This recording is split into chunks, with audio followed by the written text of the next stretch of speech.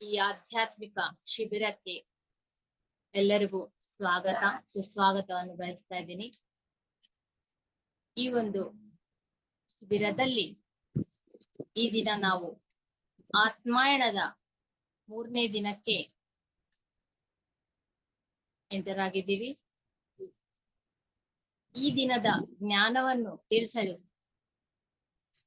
ಯಾವ ಮಾಸ್ಟರ್ಸ್ ಆದರೂ ಯಾವ ಗುರುಗಳಾದರೂ ರೆಡಿ ಇದ್ದಾರೋ, ಸಿದ್ಧವಾಗಿದ್ದಾರೋ ಅವರೆಲ್ಲರನ್ನ ಹೃದಯಪೂರ್ವಕವಾಗಿ ನಾವು ಆಹ್ವಾನಿಸೋಣ. ಏಕೆ ಈ ಮಾತನ್ನು ನಾನು ಹೇಳ್ತಾ ಇದ್ದೀನಿ ಈ ದಿನ ಅಂತಂದ್ರೆ, ನಿನ್ನೆ ಕ್ಲಾಸ್ ಎಲ್ಲ ಮುಗ್ದಿದ ಮೇಲೆ ನಿನ್ನೆ ಸೆಷನ್ಗೆ ಒಂದು ಮೇಡಮ್ ಬಂದಿದ್ರು. ಎಲ್ಲರೂ ಹೋಗಿದ್ಮೇಲೆ ಅವ್ರ ಎಕ್ಸ್ಪೀರಿಯನ್ಸ್ ಅನ್ನು ತಿಳಿಸಿದ್ಲು.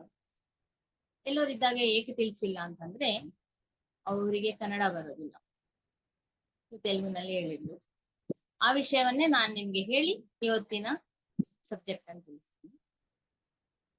ಅವ್ರೇನಂದ್ರ ಅಂದ್ರೆ, ಈ ಒಂದು ಪ್ರದೇಶ ಏನ್ ಕಟ್ಟಡ ಇದೆಯಲ್ಲ, ಪಿರಮಿಡ್ ಕಟ್ಟಿದ್ದು, ಈ ಒಂದು ಸ್ಥಳ ಒಂದಾನೊಂದು ಕಾಲದಲ್ಲಿ ಋಷಿಗಳು ತಪಸ್ಸು ಮಾಡಿದ ಸ್ಥಳವಂತೆ.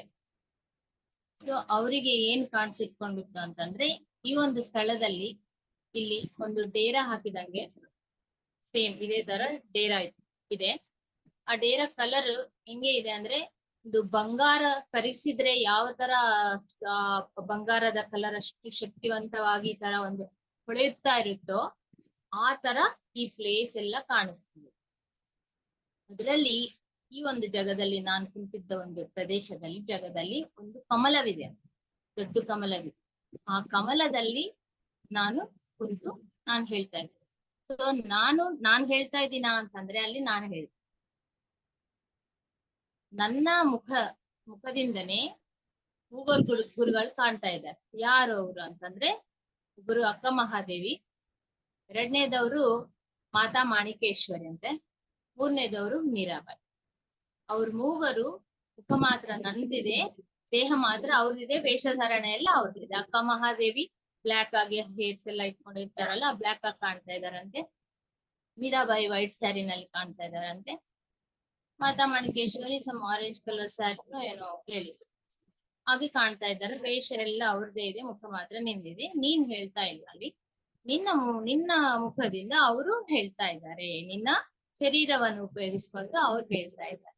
ಯಾಕೆ ಅವರೇ ಬರ್ಬೇಕು ಅಂದ್ರೆ, ನಿನ್ನೆ ನಾವು ತಿಳ್ಕೊಂಡಿದ್ದೇನು, ಒಂದು ವೃಕ್ಷ ಜಾತಿ ಬಗ್ಗೆ ತಿಳ್ಕೊಂಡಿದೀವಿ, ಜಂತು ಜಾತಿ ಬಗ್ಗೆ ತಿಳ್ಕೊಂಡಿದೀವಿ. ಮೇನ್ ಜಂತು ಪ್ರಪಂಚದ ಬಗ್ಗೆ, ಜಂತು ಸಾಮ್ರಾಜ್ಯದ ಬಗ್ಗೆ ನಾವು ತಿಳ್ಕೊಂಡಿದೀವಿ ನಿನ್ನೆ. ಸೊ ಮಾತಾ ಮಾಣಿಕೇಶ್ವರಿ ಏನ್ ಹೇಳ್ತಾರೆ ಅಂತಂದ್ರೆ, ಅಹಿಂಸೆಯನ್ನೇ ಬೋಧನೆ ಮಾಡ್ತಾರೆ ಅವ್ರು. ಮತ್ತೆ ವೃಕ್ಷೋ ರಕ್ಷತಿ ರಕ್ಷಿತ ಅಂತ ಹೇಳ್ತಾರೆ. ಸೊ ನಿನ್ನೆ ನಾವೇನು ತಿಳ್ಕೊಂಡಿದ್ವಿ ಅಂತಂದ್ರೆ, ಈ ಪ್ರಾಣಿಗಳನ್ನು ನಾವು ಈ ಮನುಷ್ಯ ಜಾತಿ ಏನು ಬೇಟೆ ಸಲುವಾಗಿ, ಅವರ ಆನಂದಗೋಸ್ಕರ, ಅವರ ಆಹಾರಗೋಸ್ಕರ, ಅವರ ಅಲಂಕರಣಗೋಸ್ಕರ ಏನ್ ಅವ್ರ ಪ್ರಾಣವನ್ನು ಕೊಲ್ಲಿ ಅವ್ರ ವಸ್ತುಗಳನ್ನೇನ್ ನಾವು ತಯಾರಿಸ್ಕೊಂತ ಇದೀವೋ, ಅದು ಏನು ಹಿಂಸೆ. ಅದೆಲ್ಲ ಹಿಂಸೆ. ನಮ್ಮ ಆನಂದಗೋಸ್ಕರ ಮಾಡ್ತಾ ಇದೀವಿ. ಆಕ್ಚುಲಿ ಪ್ರಾಣಿಗಳು ಏನ್ ಅನ್ಕೊಂತಾರೆ ಅಂತಂದ್ರೆ, ನಮ್ಮನ್ನು ಎಷ್ಟು ಗೌರವವಾಗಿ ನೋಡ್ತಾರೆ ಅಂತಂದ್ರೆ, ನಾವು ದೇವತೆಯನ್ನು ಯಾವ ತರ ಅತಿಮಾನವ ಅಂತ ಗೌರವವಾಗಿ ನೋಡ್ತೀವೋ, ಪ್ರಾಣಿಗಳು ಕೂಡ ಅತಿಮಾನವ ಅಂತ ನಮ್ಮನ್ನ ನೋಡ್ತಾರಂತೆ. ಅಂದ್ರೆ ಹೈಯರ್ ಲೆವೆಲ್ ನಲ್ಲಿ ಇರುವ ಒಂದು ವ್ಯಕ್ತಿ ಅಂತ ನೋಡ್ತಾರಂತೆ. ಸೊ ನಾವೇನ್ ಮಾಡ್ತಾ ಇದ್ದೀವಿ ಅಂತಂದ್ರೆ, ನಮ್ಮ ಸಹೋದರರಾದ ಅವರನ್ನೆಲ್ಲ ನಾವು ಜೀವಹಿಂಸೆ ಮಾಡ್ತೇವೆ. ಸೊ ಅಕ್ಕ ಮಹಾದೇವಿ ಈ ಜೀವಹಿಂಸೆಯನ್ನು ಅವರು, ಅಕ್ಕ ಮಹಾದೇವಿ ಮಾತಾ ಮಾಣಿಕೇಶ್ವರಿ ಅವರು ಜೀವಹಿಂಸೆ ಮಾಡಬಾರ್ದು ಅಂತ ಹೇಳ್ತಾರೆ. ವೃಕ್ಷ ರಕ್ಷತಿ ರಕ್ಷಿತ, ನಿನ್ನ ಪ್ಲಾಂಟ್ ಕಿಂಗ್ಡಮ್ ಬಗ್ಗೆ ಕೂಡ ನಾವು ತಿಳ್ಕೊಂಡಿದ್ವಿ. ಸೊ ಅವ್ರು ಬಂದಾರೆ. ಮತ್ತೆ ಇವರು ಅಕ್ಕ ಮಹಾದೇವಿ ಕೂಡ ಜೀವಹಿಂಸೆ ಬಗ್ಗೆ ಹೇಳ್ತಾರಂತಲ್ಲ. ಸೊ ಇವರೆಲ್ಲಾ ಜೀವಹಿಂಸೆ ಬಗ್ಗೆ ಹೇಳ್ತಾರಲ್ಲ, ಅಹಿಂಸವನ್ನೇ ಇದು ಮಾಡ್ಬೇಕು, ಹಿಂಸೆಯನ್ನು ಮಾಡಬಾರ್ದು, ಅಹಿಂಸೆನಲ್ಲಿ ಇರ್ಬೇಕು ಅಂತ. ಸೊ ಅದಕ್ಕೆ ಸಂಬಂಧಪಟ್ಟಿದ್ದ ಅವ್ರ ಮಾಸ್ಟರ್ಸ್ ಬಂದಾರೆ. ಇವೆಲ್ಲ ಮಾಡಿದ್ರೆ ಶಾಂತಿ ಅನ್ನೋದು ಸ್ಥಾಪನೆ ಆಗುತ್ತೆ ಅಂತ ಅವರು. ಮೀರಾಬಾಯಿ ಪ್ರೇಮ ತತ್ವ. ನಿನ್ನೆ ಏನ್ ಬಂತು ಅಂತಂದ್ರೆ ಟಾಪಿಕ್ ನಮ್ದು, ಭಯ ಯಾವಾಗ ಹೋಗುತ್ತೋ, ಅನಿಮಲ್ ಕಿಂಗ್ಡಮ್ ನಲ್ಲಿ, ಜಂತು ಸಾಮ್ರಾಜ್ಯದಲ್ಲಿ ಭಯ ಅನ್ನೋದು ಬಹಳ ಅದ್ರ ಪುರೋಗತಿಯನ್ನು ಹಿಂದೆ ತಳ್ಳುತ್ತೆ, ಜನ್ಮ ಜನ್ಮಗಳು ಹಿಂದೆ ತಳ್ಳಿಬಿಡುತ್ತೆ. ಅಂದ್ರೆ ಎಷ್ಟೋ ಎಮೋಷನ್ಸ್ ಇದೆ ನಮಗೆ, ಭಯ ಒಂದೇ ಇಲ್ಲ, ಎಷ್ಟೋ ಇರುತ್ತಲ್ವಾ. ಇವಾಗ ನೆಗೆಟಿವ್ ಎಮೋಷನ್ಸ್ ಅಂದ್ರೆ ದ್ವೇಷ ಇರುತ್ತೆ, ಕೋಪ ಇರುತ್ತೆ, ಈರ್ಷ್ಯ ಇರುತ್ತೆ, ಅಸೂಯೆ ಇರುತ್ತೆ, ದುಃಖ ಇರುತ್ತೆ, ಬಾಧೆ ಇರುತ್ತೆ, ಭಯ ಇರುತ್ತೆ. ಈ ಎಲ್ಲದ್ರಲ್ಲಿ ಭಯ ಅನ್ನೋದು ಹೈಯೆಸ್ಟ್ ಏನು ಅದನ್ನ ಕೀಳ್ ಮಾಡುತ್ತಂತೆ. ಆ ಭಯದಿಂದ ಬಹಳ ಬ್ಯಾಕ್ವರ್ಡ್ ಹೋಗ್ಬಿಡುತ್ತೆ. ಯಾವಾಗ ಪ್ರೇಮ ತತ್ವ ಬೆಳೆಯುತ್ತೋ, ಪ್ರೀತಿ ಅನ್ನೋದು ಅದರಲ್ಲಿ ಯಾವಾಗ ಬರುತ್ತೋ ಅಂತಂದ್ರೆ ಮಾನವನ ಬಗ್ಗೆ, ಮಾನವ ಸಾಮ್ರಾಜ್ಯದಿಂದ ಅವ್ರಿಗೆ ಯಾವಾಗ ಭಯ ಹೋಗಿ ಪ್ರೇಮ ಪ್ರೀತಿ ಬರುತ್ತೋ ಅವಾಗ ಮಾತ್ರ ಅವು ನೆಕ್ಸ್ಟ್ ಮನುಷ್ಯ ಜನ್ಮಕ್ಕೆ ಪ್ರಮೋಷನ್ ಸಿಗುತ್ತೆ. ಅವಕ್ಕ ಭಯ ಅನ್ನೋದು ಹೋಗ್ಬಿಟ್ಟು ನೆಕ್ಸ್ಟ್ ಅಂದ್ರೆ ಒಂದು ಸಮಿಷ್ಟಿ ಆತ್ಮ, ಒಂದು ವೈಯಕ್ತಿಕ ಆತ್ಮ, ಇಂಡಿವಿಜುವಲ್ ಗ್ರೂಪ್ ಸೋಲ್ ಹೋಗಿ ಇಂಡಿವಿಜುವಲ್ ಸೋಲ್ ಆಗ್ಬೇಕು. ಅಂದ್ರೆ ಆ ಜನ್ಮ ಹೋಗಿ ಮಾನವ ಜನ್ಮ ಬರ್ಬೇಕು. ಮಾನವ ಜನ್ಮದಲ್ಲಿ ನಮ್ಗೆ ಒಬ್ಬೊಬ್ರಿಗೆ ಒಂದೊಂದು ಆತ್ಮ ಇರುತ್ತೆ. ಆ ಜಂತು ಜಾತದಲ್ಲಿ ಗ್ರೂಪ್ ಸೋಲ್ ಇರುತ್ತೆ, ಸಮಿಷ್ಟಿ ಆತ್ಮ ಇರುತ್ತೆ. ಅದು ಹೋಗಿ ಇದು ಬರ್ಬೇಕಂದ್ರೆ ಇಲ್ಲಿ ಏನಾಗ್ಬೇಕು, ಶಾಂತಿ ಸ್ಥಾಪನೆ ಆಗ್ಬೇಕು ಅಂತ ಮೀರಾಬಾಯಿ, ಪ್ರೇಮ ತತ್ವ ಮೀರಾಬಾಯಿ ಅಲ್ಲ, ಪ್ರೇಮ ತತ್ವ ಇರೋದೇ ಮೀರಾಬಾಯಿಂದ ನಾವು ಕಲಿಬೇಕು. ಸೊ ಆ ಪ್ರೇಮ ತತ್ವ ಅನ್ನೋದು ನಿನ್ನೆ ಸಬ್ಜೆಕ್ಟ್ ಬಂತಲ್ಲ, ಅದಕ್ಕಾಗಿ ಮೀರಾಬಾಯಿ ಆ ಸಬ್ಜೆಕ್ಟ್ ತಕ್ಕಂಗ ಆ ಮಾಸ್ಟರ್ಸ್ ಬಂದು ನಡೆಸಿ ಕೊಡ್ತಾ ಇದ್ದಾರೆ ಅಂತ ಅವ್ರು ಹೇಳೋದು, ಅವ್ರ ಎಕ್ಸ್ಪೀರಿಯನ್ಸ್. ಸೊ ಅದಕ್ಕಾಗಿ ಈ ದಿನ ನಾವು ಮಾನವ ಪ್ರಪಂಚದ ಬಗ್ಗೆ ಅಂದ್ರೆ ನಮ್ ಬಗ್ಗೆ ನಾವು ತಿಳ್ಕೊತೀವಿ. ಬಹಳ ಇಂಟ್ರೆಸ್ಟಿಂಗ್ ಸಬ್ಜೆಕ್ಟ್ ಇವತ್ತು, ಬಹಳ ಒಳ್ಳೆ ಎಲ್ಲರೂ ಬೇಕಾಗಿರುವ ಸಬ್ಜೆಕ್ಟ್ ನಮ್ಗೆ ತಿಳ್ಕೊಬೇಕು ಅಂತದ್ದು. ಸೊ ಅದಕ್ಕಾಗಿ ಇವತ್ತು ಯಾರು ಬರ್ತಾರೋ ಬರ್ರಿ ಅಂತ ಹೇಳಿದ್ರು. ಇವತ್ತಿನ ಒಂದ್ಸಗೆ ನಾವ್ ಇನ್ವೈಟ್ ಮಾಡ್ಕೊಂಡು ಸ್ಟಾರ್ಟ್ ಮಾಡೋಣ. ಈ ಅಲ್ಲಿಂದ ನಾವು ಪರಿಣಾಮ ಕ್ರಿಯಾ ಒಂದು ಸಾರಿ 1 ಮಿನಿಟ್ ನಲ್ಲಿ ನಾನು ರಿಕಾಲ್ ಮಾಡ್ತೀನಿ ನಿನ್ನೆ ಏನ್ ತಿಳ್ಕೊಂಡಿವಿ ಅಂತ. ಫಸ್ಟ್ ಈ ಮೂಲ ಚೈತನ್ಯದಿಂದ ಆ ಶಕ್ತಿ, ಮೂಲ ಶಕ್ತಿ ಅನ್ನೋದು, ಚೈತನ್ಯ ಶಕ್ತಿ ಅನ್ನೋದು ಈ ಪ್ರಕೃತಿನಲ್ಲಿ ಯಾವ ತರ ಬಂತು, ರೂಪಗಳು ತಗೊಂಡಿದೆ. ಆ ಪರಿಣಾಮ ಕ್ರಿಯೆ ಪುರೋಗತಿ ಅನ್ನೋದು ಹೇಗ್ ನಡೀತಾ ಇದೆ ಅಂದ್ರೆ ಈ ಒಂದು ಮನುಷ್ಯ ಜಾತಿನಲ್ಲಿ ನಾವು ಹೇಗೆ ಬಂದಿದ್ದೀವಿ ಅಂತ ಅಂದ್ರೆ ಅದೆಲ್ಲ ತಿಳ್ಕೊಬೇಕು ನಾವು. ಫಸ್ಟ್ ಮಿನರಲ್ ಕಿಂಗ್ಡಮ್ ಅಂದ್ರೆ ಖನಿಜ ಸಾಮ್ರಾಜ್ಯದಲ್ಲಿಗೆ ಆ ಶಕ್ತಿ ಅನ್ನೋದು ಬಂತು. ಆಮೇಲೆ ಯುಗಗಳಾಗಿದ್ಮೇಲೆ ಏನಾಯ್ತು, ಪ್ಲಾಂಟ್ ಕಿಂಗ್ಡಮ್ ನಲ್ಲಿಗೆ ಬಂತು. ಅಂದ್ರೆ ಅದು ಪರಿಣಾಮ ಹೊಂದುತ್ತಾ ಇದೆ, ಅದೇ ಶಕ್ತಿ ಪ್ಲಾಂಟ್ ಆಗಿ ಪರಿವರ್ತನೆ ಆಯ್ತು. ಅಂದ್ರೆ ವೃಕ್ಷ ಸಾಮ್ರಾಜ್ಯದಲ್ಲಿ ಬಂತು. ವೃಕ್ಷ ಸಾಮ್ರಾಜ್ಯ ಆಗಿದ್ಮೇಲೆ ಅದು ಜಂತು ಸಾಮ್ರಾಜ್ಯಕ್ಕೆ ಬಂತು. ಅಂದ್ರೆ ಅದೇ ಪರಿಣಿತಿ ಹೊಂದುತ್ತಾ ಆಮೇಲೆ ಲಾಸ್ಟ್ಗೆ ಆ ಒಂದು ಜಂತು ಸಾಮ್ರಾಜ್ಯನಲ್ಲಿ ಕೂಡ ಒಂದು ಕ್ರಿಮಿಕೀಟಕದಿಂದ ಸಿಂಗಲ್ ಸೆಲ್ ಆರ್ಗನಿಸಮ್ ನಿಂದ ಸ್ಟಾರ್ಟ್ ಆಗಿ, ಅಂದ್ರೆ ಒಂದು ಕಣದ ಜೀವಿಲಿಂದ ಸ್ಟಾರ್ಟ್ ಆಗಿ ಕ್ರಿಮಿಕೀಟಗಳು, ಆಮೇಲೆ ಸ್ವಲ್ಪ ಬರ್ಡ್ಸ್, ಆ ತರ ಸರೀಸೃಪಗಳು, ಆಮೇಲೆ ನೆಕ್ಸ್ಟ್ ಕಾಲಿರುವ ಆನಿಮಲ್ಸ್, ಆಮೇಲೆ ಕ್ರೂರ ಜಂತುಗಳು, ಸ್ವಲ್ಪ ಲಾಸ್ಟಿಗೆ ಕ್ರೂರ ಜಂತುಗಳಾಗುತ್ತೆ. ಆಮೇಲೆ ಲಾಸ್ಟಿಗೆ ಪೆಟ್ ಆನಿಮಲ್ಸ್, ಸಾಕುವ ಪ್ರಾಣಿಗಳಾಗುತ್ತೆ. ಆಮೇಲೆ ಯಾವಾಗ ಆ ಸಾಕು ಪ್ರಾಣಿ ಆಗಿದ್ಮೇಲೆ ಏನಾಗುತ್ತೆ, ಅವಕ್ಕ ಭಯ ಅನ್ನೋದು, ಮನುಷ್ಯ ಜಾತಿಯಿಂದ ಭಯ ಅನ್ನೋದು ಹೋಗ್ಬಿಡುತ್ತೆ. ಇಲ್ಲಾಂದ್ರೆ ಮನುಷ್ಯರು ನಮ್ಮನ್ನ ಸಾಯಿಸ್ಬಿಡ್ತಾರ ಅಂತ ಒಂದು ಭಯ ಇರುತ್ತೆ. ಆ ಭಯ ಹೋಗಿದ್ಮೇಲೆ ಆ ಪ್ರೀತಿ ಎಂದು ಸ್ಟಾರ್ಟ್ ಆಗಿದ್ಮೇಲೆ ಅವು ಮನುಷ್ಯ ಜನ್ಮಕ್ಕೆ ಟ್ರಾನ್ಸ್ಫರ್ ಆಗ್ತಾರೆ. ಸೊ ನೀವೆಲ್ಲ ಆ ಪೆಟ್ ಆನಿಮಲ್ಸ್ ನ ಬಹಳ ಪ್ರೀತಿಯಿಂದ ನೋಡ್ಬೇಕು, ಹೆಚ್ಚು ಹಿಂಸೆ ಮಾಡ್ಬಾರ್ದು ಅಂತ ಒಂದ್ ಇಲ್ಲಿ ಮೆಸೇಜ್ ಅವ್ರು ಕೊಟ್ರು, ನಿನ್ನೆ ಹಿಂದೂ ಗುರುಗಳು ಕೊಟ್ರು. ಆ ಮನುಷ್ಯ ಈ ತರ ಸ್ಪೈರಲ್ ನಲ್ಲಿ ಇವಾಗ ನೋಡಿ ಕಾಣಿಸ್ತಾ ಇದೆಯಲ್ಲ ಎಲ್ಲರಿಗೂ,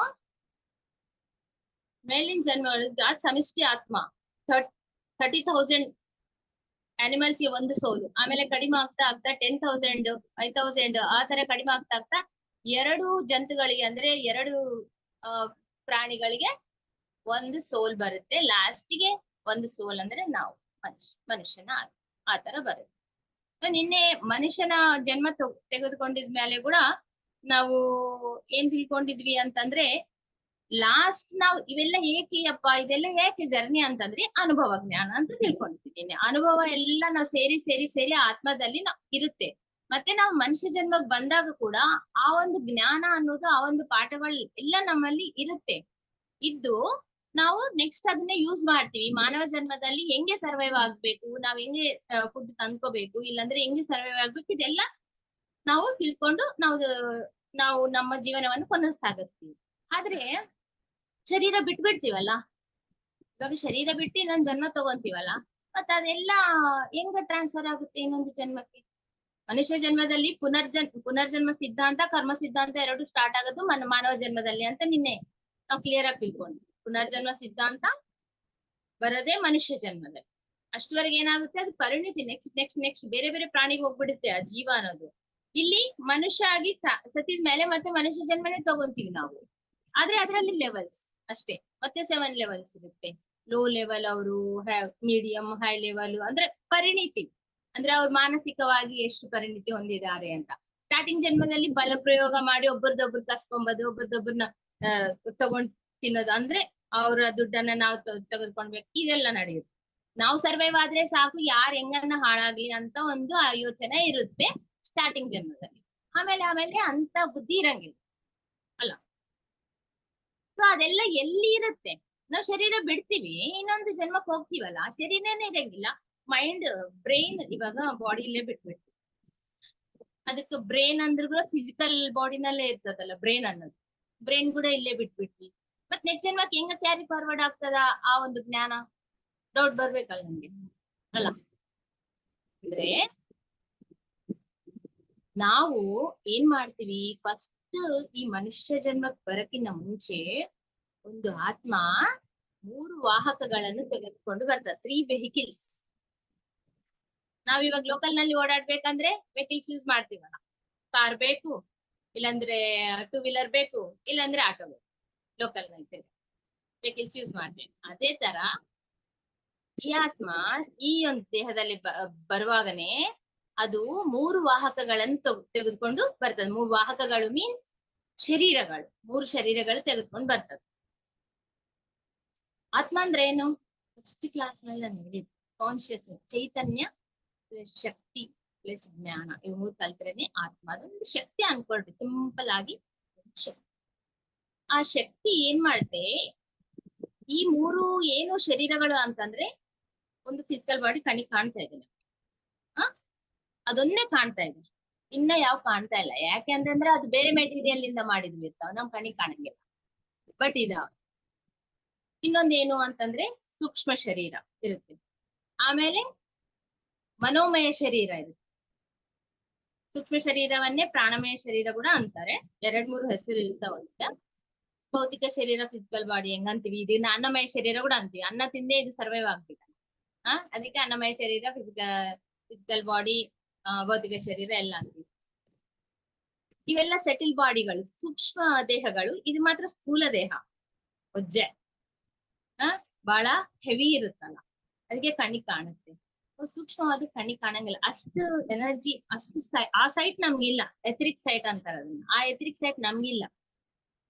ಇವಾಗ ನಾಯಿ ಬೇರೆ ಎನರ್ಜೀಸ್ ನ ಕೂಡ ನೋಡ್ತದೆ ಅಂತ ಹೇಳ್ತಾರೆ, ನಾವು ನೋಡಲ್ಲ. ಏಕೆ?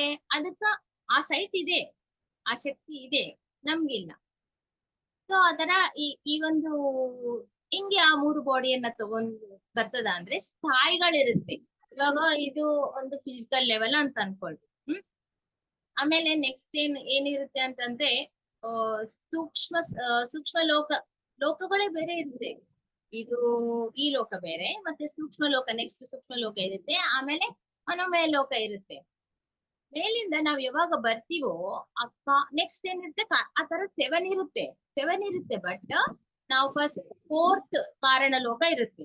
ಫಸ್ಟ್ ಈ ಒಂದು ಭೌತಿಕ ಲೋಕ, ಆಮೇಲೆ ಪ್ರಾಣಮಯ ಲೋಕ ಅಂದ್ರೆ ಸೂಕ್ಷ್ಮ ಲೋಕ, ಆಮೇಲೆ ಮನೋಮಯ ಲೋಕ, ಆಮೇಲೆ ಕಾರಣ ಲೋಕ, ಮಹಾಕಾರಣ ಲೋಕ, ಆ ತರ ಇರುತ್ತೆ. ಆದ್ರೆ ನಾವು ಹೋಗಿದ್ಮೇಲೆ ಎಲ್ಲಿಗೆ ಹೋಗ್ಬೇಕು ಅದು ಕೂಡ ಒಂದು ರೂಲ್ ಐತಿ. ಅವ್ರವ್ರು ಏನೇನ್ ಮಾಡ್ತಾರ ಅದ್ರ ಪ್ರಕಾರ ಆ ಲೋಕಕ್ಕೆ ಸೇರ್ತಾರ. ಮತ್ತೆ ಅಲ್ಲಿಂದ ಭೂಲೋಕಕ್ಕೆ ಬರ್ಲೇಬೇಕು. ಮತ್ತೆ ಆ ಮಿಡಿಲ್ ನಲ್ಲಿ ಸ್ಟಾಪ್ಸ್ ಇರಂಗಿಲ್ಲ. ನೀವು ಕಾರಣ ಲೋಕ ಈ ಕಾರಣ ಲೋಕಕ್ಕೆ ಬಂದ್ರೆ ಅನ್ಕೋರಿ, ಮತ್ತೆ ಭೂಲೋಕಕ್ಕೆ ಬರ್ಬೇಕು ಸೀದಾ. ಮತ್ತೆ ನಡು ಮನೋಮಯ ಲೋಕದಲ್ಲಿ ಸ್ಟಾಪಿಂಗ್ ಇರೋದಿಲ್ಲ, ಬರುವಾಗ ಹೋಗುವಾಗಿರುತ್ತೆ, ಅದೆಲ್ಲ ನೆಕ್ಸ್ಟ್ ಬರುತ್ತೆ. ಸೊ ಆ ಒಂದು ಕಾರಣ ಲೋಕದಿಂದ ಪ್ರತಿಯೊಂದು ಆತ್ಮ ಕಾರಣ ಲೋಕದಿಂದ ಒಂದು ಕಾರಣ ತಗೊಂಡು ಕೆಳಗ್ ಬರುತ್ತೆ. ಅದಕ್ಕೆ ಅಂತಾರೆ ಗುರುಗಳು ಯಾವಾಗೂ, ನೀವು ಈ ಒಂದು ಲೋಕಕ್ಕೆ ಭೂಲೋಕಕ್ಕೆ ಬಂದಿರಿ ಅಂತಂದ್ರೆ ಒಂದು ಕಾರಣ ಇರುತ್ತೆ. ಆ ಕಾರಣ ತಿಳ್ಕೊರಿ ಫಸ್ಟ್. ತಿಳ್ಕೊಂಡು ಅದನ್ನ ಮಾಡಿದ್ರೆ ಮಾತ್ರ ನಿಮ್ ಜನ್ಮಕ್ಕೆ ಸಾರ್ಥಕ. ಇಲ್ಲಾಂದ್ರೆ ಸುಮ್ನೆ ಬರೋದು ಹೋಗೋದು ಆಗ್ಬಿಡುತ್ತೆ. ಈ ಜನ್ಮ ವೇಸ್ಟ್ ಆಗುತ್ತೆ. ಈ ಒಂದು ಪರ್ಟಿಕ್ಯುಲರ್ ಒಂದು ಜನ್ಮ ಏನ್ ತಗೊಂಡ್ ಬಂದಿದ್ವಲ್ಲ ಅದು ವೇಸ್ಟ್ ಆಗುತ್ತೆ. ಇವಾಗ ನಾವು ಬೆಂಗಳೂರು ಹೋಗ್ಬೇಕಂತ ಪ್ಲಾನ್ ಮಾಡ್ಕೊಂತೀವಿ, ಅಲ್ಲಿ ಪರ್ಚೇಸಿಂಗ್ ಹೋಗ್ತಿವಿ. ಬಟ್ ಏನೇನ್ ಪರ್ಚೇಸ್ ಮಾಡ್ಬೇಕು ಅಂತ ಲಿಸ್ಟ್ ಔಟ್ ಮಾಡ್ಕೊಂತೀವಲ್ಲ, ಮಾಡ್ಕೊಂಡು ಅದನ್ನ ಪರ್ಚೇಸ್ ಮಾಡ್ಕೊಂಡು ಒಂದೆರಡು ಐಟಮ್ ಸಿಕ್ಕಿಲ್ಲ ಅಂದ್ರೆ ಓಕೆ ಬಿಟ್ಬಿಡ್ತೀವಿ. ಬಟ್ ಮೇನ್ ಎಲ್ಲ ಕೆಲಸ ಮಾಡ್ಕೊಂಡೇ ಬರ್ತೀವಿ. ಸುಮ್ಮನೆ ಟ್ರೈನ್ ಹತ್ತಿ ಅಲ್ಲಿ ಇಳಿದು ಮತ್ತೆ ಟ್ರೈನ್ ಹತ್ತಿ ಬರ್ತೀವಿ. ಅದಕ್ಕೆ ನನ್ನ ಅರ್ಥ ಇರುತ್ತಾ ಟ್ರಿಪ್ಗೆ? ಸೇಮ್ ಅದೇ ತರ ನಮ್ಮ ಜೀವನ ಕೂಡ. ಭೂಲೋಕಕ್ಕೆ ಬಂದಿವಿ ಅಂದ್ರೆ ಒಂದು ಕಾಸ್. ಎವ್ರಿ ಸೋಲ್ ಹ್ಯಾಸ್ ಎ ಕಾಸ್. ಪ್ರತಿಯೊಂದು ಸೋಲ್ಗೊಂದು ಕಾರಣ ಇದೆ. ಸ್ಪೆಷಲ್ ಕಾರಣ ಇರ್ಬೇಕು ಅಂತ ಕೂಡ ಇಲ್ಲ. ಮತ್ತೆ ಇವಾಗ ಒಂದು ತಾಯಿ ಒಂದು 10 ಜನನ ಮಕ್ಕಳನ್ನ ಹಡ್ದು ಅವ್ರನ್ನ ಚೆನ್ನಾಗಿ ಸಾಕಿ ತನ್ನ ಕರ್ತವ್ಯ ತಾನು ನಿರ್ವಹಿಸ್ತಾಳ, ಅದು ಕೂಡ ಒಂದು ಕಾರ್ಯನೇ. ಅದೇ ಅನ್ಕೊಂಡ್ ಬಂದಿರ್ತಾಳ ಅವಳು ಅಷ್ಟೇ. ಒಬ್ಬರದ್ದು ಗ್ರೇಟ್ ಮ್ಯೂಸಿಕ್ ಡೈರೆಕ್ಟರ್ ಆಗ್ಬೇಕು ಅನ್ಕೊಂತಾರ, ಒಬ್ರು ಕ್ರಿಕೆಟ್ ಪ್ಲೇಯರ್ ಆಗ್ಬೇಕು ಅನ್ಕೊಂತಾರ. ಆದ್ರೆ ಒಬ್ರೊಬ್ರು ಆಗೋದಿಲ್ಲ. ಒಬ್ರೊಬ್ರು ಆಗುತ್ತಾರೆ, ಒಬ್ರೊಬ್ರು ಆ ಕಾರಣ ನೆರವೇರಿಸೋದಾಗಿ ಹೋಗ್ಬಿಡ್ತಾರೆ. ಸೊ ಜನ್ಮ ವೇಸ್ಟ್. ಅದಕ್ಕಾಗಿ ನೀವು ಬಂದಿದ್ ಕಾರಣ ಏನು ಫಸ್ಟ್ ತಿಳ್ಕೊಡಿ. ಅದು ಹೆಂಗೆ ಯಾರು ಹೇಳ್ಕೊಡ್ತಾರೆ? ಯಾರು ಬಂದು ಹೇಳ್ಕೊಡಂಗಿಲ್ಲ. ನಾವು ಧ್ಯಾನ ಮಾಡ್ತಾ ಮಾಡ್ತಾನೆ ಗೊತ್ತಾಗ್ಬೇಕು. ನನ್ಗಂತೂ ನನ್ ಗುರುಗಳು ಹೇಳ್ಬಿಡ್ತಾರೆ, ನನ್ಗ ಕೆಲ್ಸ ಇಲ್ಲ, ತಪ್ಪಿತ್ತು. ನಾನ್ ತಿಳ್ಕೊಬೇಕಾಗಿಲ್ಲ, ನಾನ್ ಸ್ಟಾರ್ಟಿಂಗ್ ನಾಗೆ ನನ್ಗೆ ಹೇಳ್ಬಿಟ್ರು. Okay, that is best. So ಆತರ ಆ ಕಾರಣ ಲೋಕದಿಂದ ಸ್ಟಾರ್ಟ್ ಆಗ್ತೀವಿ ನಾವು. ಆ ಕಾರಣ ಲೋಕದಿಂದ ಏನ್ ಮಾಡ್ತೀವಿ? ಕಾರಣ ಲೋಕದಿಂದ ನೆಕ್ಸ್ಟ್ ಲೋಕ ಏನ್ ಬರುತ್ತೆ? ಮನೋಮಯ ಲೋಕ ಬರುತ್ತೆ. ಆ ಮನೋಮಯ ಲೋಕದಲ್ಲಿ ಎಲ್ಲಾ ಕಡೆ ಮತ್ತೆ ಬೇರೆ ಬೇರೆ ಟೈಪ್ ಆಫ್ ಮೆಟೀರಿಯಲ್ ಇರುತ್ತೆ. ಇದು ಫಿಸಿಕಲ್ ಲೆವೆಲ್ ನಲ್ಲಿ ಏನಿರುತ್ತೆ? ಪಂಚಭೂತಗಳಿಂದನೇ ಏನಾದ್ರೂ ತಯಾರಾಗ್ಬೇಕು. ಪ್ರಾಣಿ ಆಗ್ಲಿ ನಾವಾಗ್ಲಿ ಪಂಚಭೂತಗಳಿಂದನೇ ತಯಾರಾಗ್ಬೇಕು.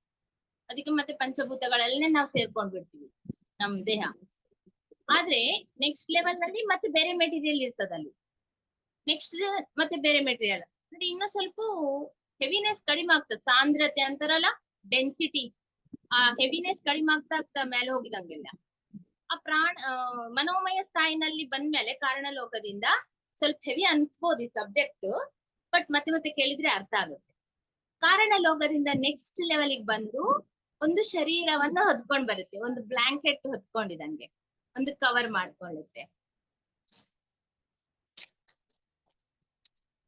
ಇವಾಗ ನಾವು 3 ತರ ಇವಾಗ ಕ್ಲಾತ್ಸ್ ಹಾಕೊಂಡಿದ್ವಿ ಅನ್ಕೊಳ್ಳಿ. ಫಸ್ಟ್ ನಾವು ಒಳಗೆ ಇನ್ನರ್ಸ್ ಹಾಕೊಂಡ್ವಿ, ಆಮೇಲೆ ಮೇಲೆ ಮತ್ತೆ ಇವಾಗ ಸ್ಯಾರಿ ಇಟ್ಕೊಂಡಿದ್ದಾರೆ, ಇನ್ನೊಂದು ಇನ್ನರ್ ಇರ್ತದೆ, ಆಮೇಲೆ ಮತ್ತೆ ಸ್ಯಾರಿ ಹಾಕೊಂತೀವಿ. ಹೌದಾ?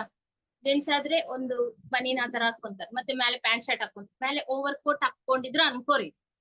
ಆ ತರ 3 ಶರೀರಗಳನ್ನ ನಾವು ಹಾಕೊಂಡ್ ಬರ್ತೀವಿ, ರ್ಯಾಪ್ ಮಾಡ್ಕೊಂಡ್ ಬರ್ತೀವಿ. ಫಸ್ಟ್ ಮನೋಮಯ ಶರೀರವನ್ನು ರ್ಯಾಪ್ ಮಾಡ್ಕೊಂತೀವಿ, ಆತ್ಮ. ಆಮೇಲೆ ನೆಕ್ಸ್ಟ್ ಲೆವೆಲ್ಗೆ ಬಂದು ಸೂಕ್ಷ್ಮ ಶರೀರವನ್ನು ರ್ಯಾಪ್ ಮಾಡ್ಕೊಂಡ್ ಬರುತ್ತೆ. ನೆಕ್ಸ್ಟ್ ಲೆವೆಲ್ಗೆ ಈ ಫಿಸಿಕಲ್ ದೇಹಕ್ಕೆ ಬರುವಾಗ ಅವಾಗ ಏನ್ ಮಾಡ್ತೀವಿ? ಈ ಒಂದು ಭೌತಿಕ ಶರೀರವನ್ನು ತೆಗೆದುಕೊಂಡು ಬರ್ತೀವಿ. ಇಲ್ಲೇ ತಯಾರಾಗುತ್ತೆ ಹೊಟ್ಟೆಯಲ್ಲಿ ಆ ಭೌತಿಕ ಶರೀರ ಅಂತೂ ತಯಾರಾಗುತ್ತೆ, ನಮ್ಗೆ ಗೊತ್ತು. ಆತರ 3 ಹೊರೆಗಳನ್ನ ರ್ಯಾಪ್ ಮಾಡ್ಕೊಂಡು ನಾವು ಬರ್ತೀವಿ. ಅವು ಈ ತರ ಒಂದು ಕಪ್ಪು ಮೇಲೆ ಕಪ್ಪು, ಕಪ್ಪು ಮೇಲೆ ಕಪ್ಪು ಹಿಂಗ್ ಬೋರ್ಲ್ ಹಾಕಿದ್ರೆ ಹೆಂಗಿರುತ್ತೋ ಒಂದ್ರ ಮೇಲೆ ಒಂದು, ಒಂದ್ರ ಮೇಲೆ ಒಂದು 3. ಈಗ ಯಾರಿದ್ರು ಕೂಡ ಇವಾಗ ನಿಮ್ 3 ದೇಹ ಇದಾವ ಅಂತ ಅರ್ಥ, ಒಂದಲ್ಲ. ಇವಾಗ ಯಾರ್ ನೋಡಿದ್ರೆ 3 ದೇಹ ಇರ್ಬೇಕು, 3 ದೇಹ ಇದೆ ಅಂತ ಅರ್ಥ. ನಿಮ್ಗೊಂದ್ 3 ದೇಹ, 3 ದೇಹ ಹಂಗ ಇರುತ್ತೆ ಎಲ್ಲರಿಗೂ. ನಮ್ಗೆ ಯಾಕ ಈ ಕಣ್ಣಿಗೆ ಕಾಣಂಗಿಲ್ಲ ಅಂತಂದ್ರೆ ಬೇರೆ ಮೆಟೀರಿಯಲ್ ಇಂದ ತಯಾರಾಗಿರ್ತಲ್ಲ ಅದು. ಇವಾಗ ಇದಂದ್ರೆ ಸ್ವಲ್ಪ ಜೆಲಿ ಟೈಪ್ ಸಬ್ಸ್ಟಾನ್ಸ್ ಇಂದ ತಯಾರಾಗ್ತದೆ ಸೂಕ್ಷ್ಮ ದೇಹ. ನಮ್ಮ ಫಿಸಿಕಲ್ ಬಾಡಿ ಆಗಲಿ ನೆಕ್ಸ್ಟ್ ಬಾಡಿ ಏನ್ ಇರ್ತದಲ್ಲ, ಫಿಸಿಕಲ್ ಇದು ಸೂಕ್ಷ್ಮ ಶರೀರ ಅಂತೀವಲ್ಲ, ಅದು ಸ್ವಲ್ಪ ಜೆಲಿ ಟೈಪ್ ಸಬ್ಸ್ಟಾನ್ಸ್ ಇಂದ ತಯಾರಾಗುತ್ತೆ. ಆಮೇಲೆ ನೆಕ್ಸ್ಟ್ ಬಾಡಿ ಹೊಗೆ ಇರುತ್ತಲ್ಲ, ಕಾಂತಿಯುತವಾದ ಹೊಗೆ, ಆ ಹೊಗೆ ತರ ಇರುತ್ತೆ. ಸೊ ನೆಕ್ಸ್ಟ್ ಬಾಡಿ ನಮ್ಮ ಒಂದು ಸೂಕ್ಷ್ಮ ದೇಹ. ನೆಕ್ಸ್ಟ್ ಈ ಅನ್ನಮಯ ದೇಹ ಭೌತಿಕ ಶರೀರ, ನೆಕ್ಸ್ಟ್ ಸೂಕ್ಷ್ಮ ದೇಹ ಅಂತ ನೆನ್ಪಿಟ್ಕೋರಿ. ಆ ನೆಕ್ಸ್ಟ್ ಬರೋದು ಮನೋಮಯ ಶರೀರ. ಮನೋಮಯ ಶರೀರ ಅಂದ್ರೆ ಮನಸ್ಸಕ್ಕೆ ಸಂಬಂಧಪಟ್ಟಿದಂತೆ ಅದ್ರ ಹೆಸರಲ್ಲೇ ಗೊತ್ತಾಗ್ತಾ ಇದೆ ನಿಮ್ಗೆ. ಮನೋಮಯ ಶರೀರದಲ್ಲಿ ಆ ಜ್ಞಾನ ಭಾಂಡಾಗಾರ ಎಲ್ಲ ಇರುತ್ತೆ. ನಾವು ಅಲ್ಲಿ ಎಲ್ಲ ಸೇರಿಸ್ತಾ ಇರ್ತೀವಿ. ಲಾಸ್ಟ್ ಜನ್ಮಗಳಲ್ಲೆಲ್ಲ ತಗೊಂಡಿದ್ದು ಇನ್ನ ಇರುತ್ತೆ. ಇವಾಗ ನಮ್ಗ ಒಂದು ಮರಣ ಇರೋದಿಲ್ಲ. ಒಂದನೇ ಮರಣ, ಎರಡನೇ ಮರಣ, ಮೂರನೇ ಮರಣ ಆತರ ಇರುತ್ತೆ. ಇವಾಗ ನಾವು ದೇಹ ಬಿಟ್ಬಿಟ್ಟು ನಾವು ಇವ್ರು ತೀರ್ಕೊಂಡಿದ್ದಾರೆ ಅಂದ್ರೆ ಅವ್ರು ತೀರ್ಕೊಂಡಿದ್ ಒಂದನೇ ಮರಣ.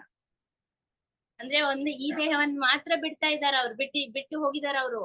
ಇನ್ನ ಒಳಗೆ ಇರೋ ದೇಹಗಳೆಲ್ಲ ತಗೊಂಡು ಆತ್ಮ ಜೊತೆಗೆ ಹೋಗ್ಯಾರ, ಪಯಣ ಮಾಡ್ತಾ ಇದಾರೆ ಅವ್ರ ಪ್ರಯಾಣ ಸಾಗ್ತಾ ಇದೆ. ನಾನು ಫಸ್ಟ್ ವಿಡಿಯೋನೆಲ್ಲ ಅದೇ ಹೇಳಿದ್ದು, ನಮ್ಮ ಪ್ರಯಾಣ ಇಲ್ಲಿವರೆಗೆ ಮುಕ್ತಾಯವಾಗುತ್ತಾ ಇನ್ನೂ ಕೊನಸಾಗ ಕಂಟಿನ್ಯೂ ಆಗುತ್ತಾ. ನಾವ್ ಇನ್ನ ಇರ್ತೀವಿ, ಬೇರೆ ಲೋಕದಲ್ಲಿ ಇರ್ತೀವಿ, ವಾಸ ಮಾಡ್ತಾ ಇರ್ತೀವಿ. ನಾವು ಎಲ್ಲಿಗೆ ಹೋಗೋದಿಲ್ಲ. ಜಸ್ಟ್ ಇದು ಚೇಂಜ್ ಆಗುತ್ತೆ, ಆ ಸ್ಥಾಯಿ ಚೇಂಜ್ ಆಗುತ್ತೆ ಅಷ್ಟೇ. ಅದಕ್ಕಾಗಿ ಮರಣ ಹೊಂದಿದವ್ರನ್ನ ಕಾಂಟ್ಯಾಕ್ಟ್ ಮಾಡ್ಬೋದು, ಕನ್ಸಿನಲ್ಲಿ ಬರ್ತಾ ಇರ್ತಾರೆ ಅವಾಗವಾಗ. ಅದು ಏನು, ನಾವು ಕೂಡ ಸೂಕ್ಷ್ಮ ದೇಹದಿಂದ ಪ್ರಯಾಣ ಮಾಡ್ತಿರ್ತೀವಿ, ಅವರು ಕೂಡ ಸೂಕ್ಷ್ಮ ದೇಹದೊಂದಿಗೆ ಇರ್ತಾರೆ. ಅದಕ್ಕೆ ಅವ್ರ ನಾವು ಮೀಟ್ ಆಗ್ತೀವಿ. ನೈಟ್ ನಿದ್ದೆನಲ್ಲಿ ಆಗದೇನು ಸೂಕ್ಷ್ಮ ಪ್ರಯಾಣ, ನಮ್ಮ ಅಸ್ಟ್ರಲ್ ಜರ್ನಿ ಆಗ್ತಾ ಇರುತ್ತೆ. ಈ ದೇಹದಿಂದ ಬಿಡುಗಡೆ ಆಗುತ್ತೆ ಎವ್ರಿ ನೈಟ್. ಕನ್ಸ್ ನಾವೇನ್ ಕಾಣ್ತೀವೋ ಎವ್ರಿ ನೈಟ್ ಈ ದೇಹದಿಂದ ಸೂಕ್ಷ್ಮ ಶರೀರ ಬಿಡುಗಡೆ ಆಗುತ್ತೆ. ಅದು ಹೆಂಗೆ ನಾನ್ ಮತ್ತೆ ಹೇಳ್ತೀನಿ. ಸೊ ಈ ತರ ಸಬ್ಸ್ಟಾನ್ಸ್ ಇಂದ ತಯಾರಾಗಿ ಲಾಸ್ಟ್ಗೆ ಇಲ್ಲಿ ಬರ್ತೀವಿ. ಆ ತರ ಈ ಜ್ಞಾನ ಎಲ್ಲ ಕ್ಯಾರಿ ಫಾರ್ವರ್ಡ್ ಮಾಡ್ತಾ ಇರ್ತೀವಿ. ಆದ್ರೆ ಈ ಮಾನಸಿಕ ದೇಹ ಹೆಂಗಿರ್ತದ, ಮನೋಮಯ ಶರೀರ ಅಂತಾರದನ್ನ, ಅದು ಮತ್ತೆಲ್ಲರಿಗೂ ಸೇಮ್ ಇರೋದಿಲ್ಲ. ಏಕೆ ಅಂತಂದ್ರೆ ಗತ ಎಲ್ಲ ಜನ್ಮಗಳಲ್ಲಿ ನಾವು ಎಷ್ಟು ಪರಿಣಿತಿ ಹೊಂದಿದೀವಿ, ಮಾನಸಿಕವಾಗಿ ಎಷ್ಟು ಪರಿಣಿತಿ ಹೊಂದಿದೆ ಅದ್ರ ಮೇಲೆ ಡಿಪೆಂಡ್. ಹೈಲಿ ಮೆಚ್ಯೂರ್ಡ್ ಅವರು ಇರ್ಬೋದು, ಲೋ ಲೆವೆಲ್ ಅವರು ಇರ್ಬೋದು, ಅವ್ರಿಗೆ ಏನ್ ತಲೆ ಇಲ್ಲಪ್ಪ ಅಂತ ಹಂಗರು ಕೂಡ ಇರ್ಬೋದು. ಯಾಕೆ ಅಂತಂದ್ರೆ ಅವ್ರು ಎಷ್ಟು ಜನ್ಮಗಳು ತಾಳಿದ್ದಾರೆ, ಆತ್ಮ ಸ್ಟಾರ್ಟ್ ಆದಾಗಿಂದ ಮೂಲ ಚೇತನದಿಂದ ಅಷ್ಟುವರೆಗೆ ಅವ್ರಿಗೆ ಎಷ್ಟು ತಿಳುವಳಿಕೆ ಬಂದಿದೆ, ಅದರ ಮೇಲೆ ಈ ಮಾನಸಿಕ ದೇಹ ಅನ್ನೋದು ಪರಿಣಿತಿ ಹೊಂದಿ ಅವರು ಆತರ ಇರ್ತಾರೆ, ಆತರ ಬಿಹೇವ್ ಮಾಡ್ತಾರೆ, ಆತರ ಅವರ ಯೋಚನೆಗಳು ಇರುತ್ತೆ. ನೆಕ್ಸ್ಟ್ ಬಂದು ಈ ಸೂಕ್ಷ್ಮ ದೇಹ. ಆ ಸೂಕ್ಷ್ಮ ದೇಹ ಆಮೇಲೆ ಈ ಒಂದು ಅನ್ನಮಯ ಶರೀರ, ಫಿಸಿಕಲ್ ಬಾಡಿ ಇರುತ್ತಲ್ಲ, ಅದು ಎದ್ರ ಮೇಲೆ ಡಿಪೆಂಡ್. ಅದು ಕೂಡ ಎಲ್ಲರಿಗೆ ಸೇಮ್ ಇರೋದಿಲ್ಲ ಅದ್ರಲ್ಲಿ. ಏಕೆ ಅಂತಂದ್ರೆ ಅದೆಲ್ಲ ಕರ್ಮಗಳಿಂದ ರಿಲೇಟೆಡ್. ಗತ ಜನ್ಮಗಳಲ್ಲಿ ಎಷ್ಟೆಷ್ಟು ಗತ ಎಲ್ಲಾ ಜನ್ಮಗಳು ಸೇರಿ ನೀನ್ ಎಂತ ಕರ್ಮ ಮಾಡಿ ಅದ್ರ ಮೇಲೆ ಡಿಪೆಂಡ್ ಆಗಿ ನಿನ್ನ ಶರೀರ ತಯಾರಾಗುತ್ತೆ. ನೀನು ಲಾಸ್ಟ್ ಜನ್ಮದಲ್ಲಿ ಯಾರನ್ನ ಕಾಲ್ ಕಟ್ ಮಾಡಿದ್ಯಾ ಅನ್ಕೋ, ಈ ಜನ್ಮದಲ್ಲಿ ನಿನ್ ಕಾಲೇ ಇರೋದಿಲ್ಲ. ಅಂದ್ರೆ ಆ ತರ ಫಿಸಿಕಲ್ ಬಾಡಿ ನೀನೆ ಕ್ರಿಯೇಟ್ ಮಾಡ್ಕೊಂಡ್ ಬರ್ತೀಯ. ಡಿಸೈನಿಂಗ್ ಆ ತರ ಮಾಡ್ಕೊಂಡ್ ಬರ್ತೀವಿ ನಾವೇ. ಯಾಕೆ, ಕರ್ಮ ಅಂತ ಕಂಪಲ್ಸರಿ ಕಳಿಬೇಕು, ಅದು ಅನುಭವಿಸಿ ಕಳಿಬೇಕು ಜಾಸ್ತಿ ಕರ್ಮ ಅನ್ನೋದು. ನೀನ್ ಏನ್ ಕೊಟ್ಟಿ ಅದು ನಿನ್ಗೆ ಬರುತ್ತೆ ಅಂತ ನಿನ್ನೆ ನಾವು ಕರ್ಮ ಸಿದ್ಧಾಂತದ ಬಗ್ಗೆ ತಿಳ್ಕೊಂಡಿದ್ವಿ. ಸೊ ನಾವೇ ಆ ತರ ಒಂದು ಕಣ್ಣಿರ್ಬಾರ್ದು, ಕಾಲಿರ್ಬಾರ್ದು, ಯಾಕಂದ್ರೆ ಅದು ನಾವು ಮಾಡಿದ್ವಿ. ಇಲ್ಲಾಂದ್ರೆ ಏನೋ ಒಂದು ನೋವನ್ನ ತಂದ್ಕೊಂಡಿದ್ವಿ, ಏನನ್ನೊಂದು ರೋಗವನ್ನ ತಂದ್ಕೊಂಡಿರ್ತೀವಿ. ಇವಾಗ ಎಷ್ಟು ಒಳ್ಳೆಯವರು, ಮೊನ್ನೆ ರೀಸೆಂಟ್ ಆಗಿ ನಮ್ ರಿಲೇಷನ್ ನಲ್ಲಿ ಒಬ್ಬ ಹುಡುಗ ಮೀನ್ಸ್ ಮ್ಯಾರಿಡೆ, ಸಡನ್ ಆಗಿ ನ್ಯೂಸ್ ಏನ್ ಗೊತ್ತಾಯ್ತು ಅಂದ್ರೆ ಅವರಿಗೆ ಡೈರೆಕ್ಟ್ 4th ಸ್ಟೇಜ್ ನಲ್ಲಿ ಕ್ಯಾನ್ಸರ್ ಬಂದಿದೆ ಅಂತ ಗೊತ್ತಾಗಿದೆ. ಬ್ರೈನ್ ಎಲ್ಲ ಕಟ್ ಮಾಡಿ ಆಪರೇಷನ್ ಆಗ್ಬಿಟ್ಟಿದೆ, ನೆಕ್ಸ್ಟ್ ಕೀಮೋ ಮಾಡ್ಬೇಕು ಅಂತ ಹೇಳಿದ್ದಾರೆ.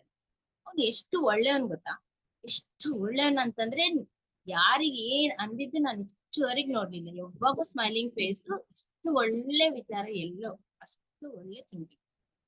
ನಿಮಗೆ ಯಾಕೆ ಬರ್ಬೇಕು? ಈ ಜನ್ಮದಲ್ಲಿ ನಾನು ಮಾಡಿದ್ದೆ ಮತ್ತೆ ಏನು ಆ ಕರ್ಮ, ಅಷ್ಟು ದೊಡ್ಡ ಕರ್ಮ. ಲಾಸ್ಟ್ ಜನ್ಮದಲ್ಲಿ ಏನ್ ಮಾಡ್ತೀವೋ ಅದಕ್ಕೆ ತಕ್ಕಂಗನೆ ಈ ಭೌತಿಕ ದೇಹದಲ್ಲಿ ಅನ್ನೋದು ಕರ್ಮ ಸಿದ್ಧಾಂತವ ಆಧಾರವಾಗಿ ಭೌತಿಕ ದೇಹ ಅನ್ನೋದು ನಿರ್ಮಾಣ ಆಗುತ್ತೆ. ಅದಕ್ಕೆ ತಕ್ಕಂಗೆ ಕಾಯಿಲೆಗಳು ನಮ್ಗೆ ಬರುತ್ತೆ. ಎಷ್ಟು ಮಾನಸಿಕವಾಗಿ ಪರಿವರ್ತನೆ ಆಗಿವ ಅದ್ರ ಪ್ರಕಾರ ನಮ್ಮ ಮನೋಮಯ ಶರೀರವನ್ನು ತಗೊಂಡ್ ಬರ್ತೀವಿ. ಕರ್ಮ ಸಿದ್ಧಾಂತ ಪ್ರಕಾರ ಈ ಒಂದು ಅನ್ನಮಯ ಶರೀರವನ್ನು ನಾವು ತಗೊಂಡು ಬರ್ತೀವಿ. ಇದ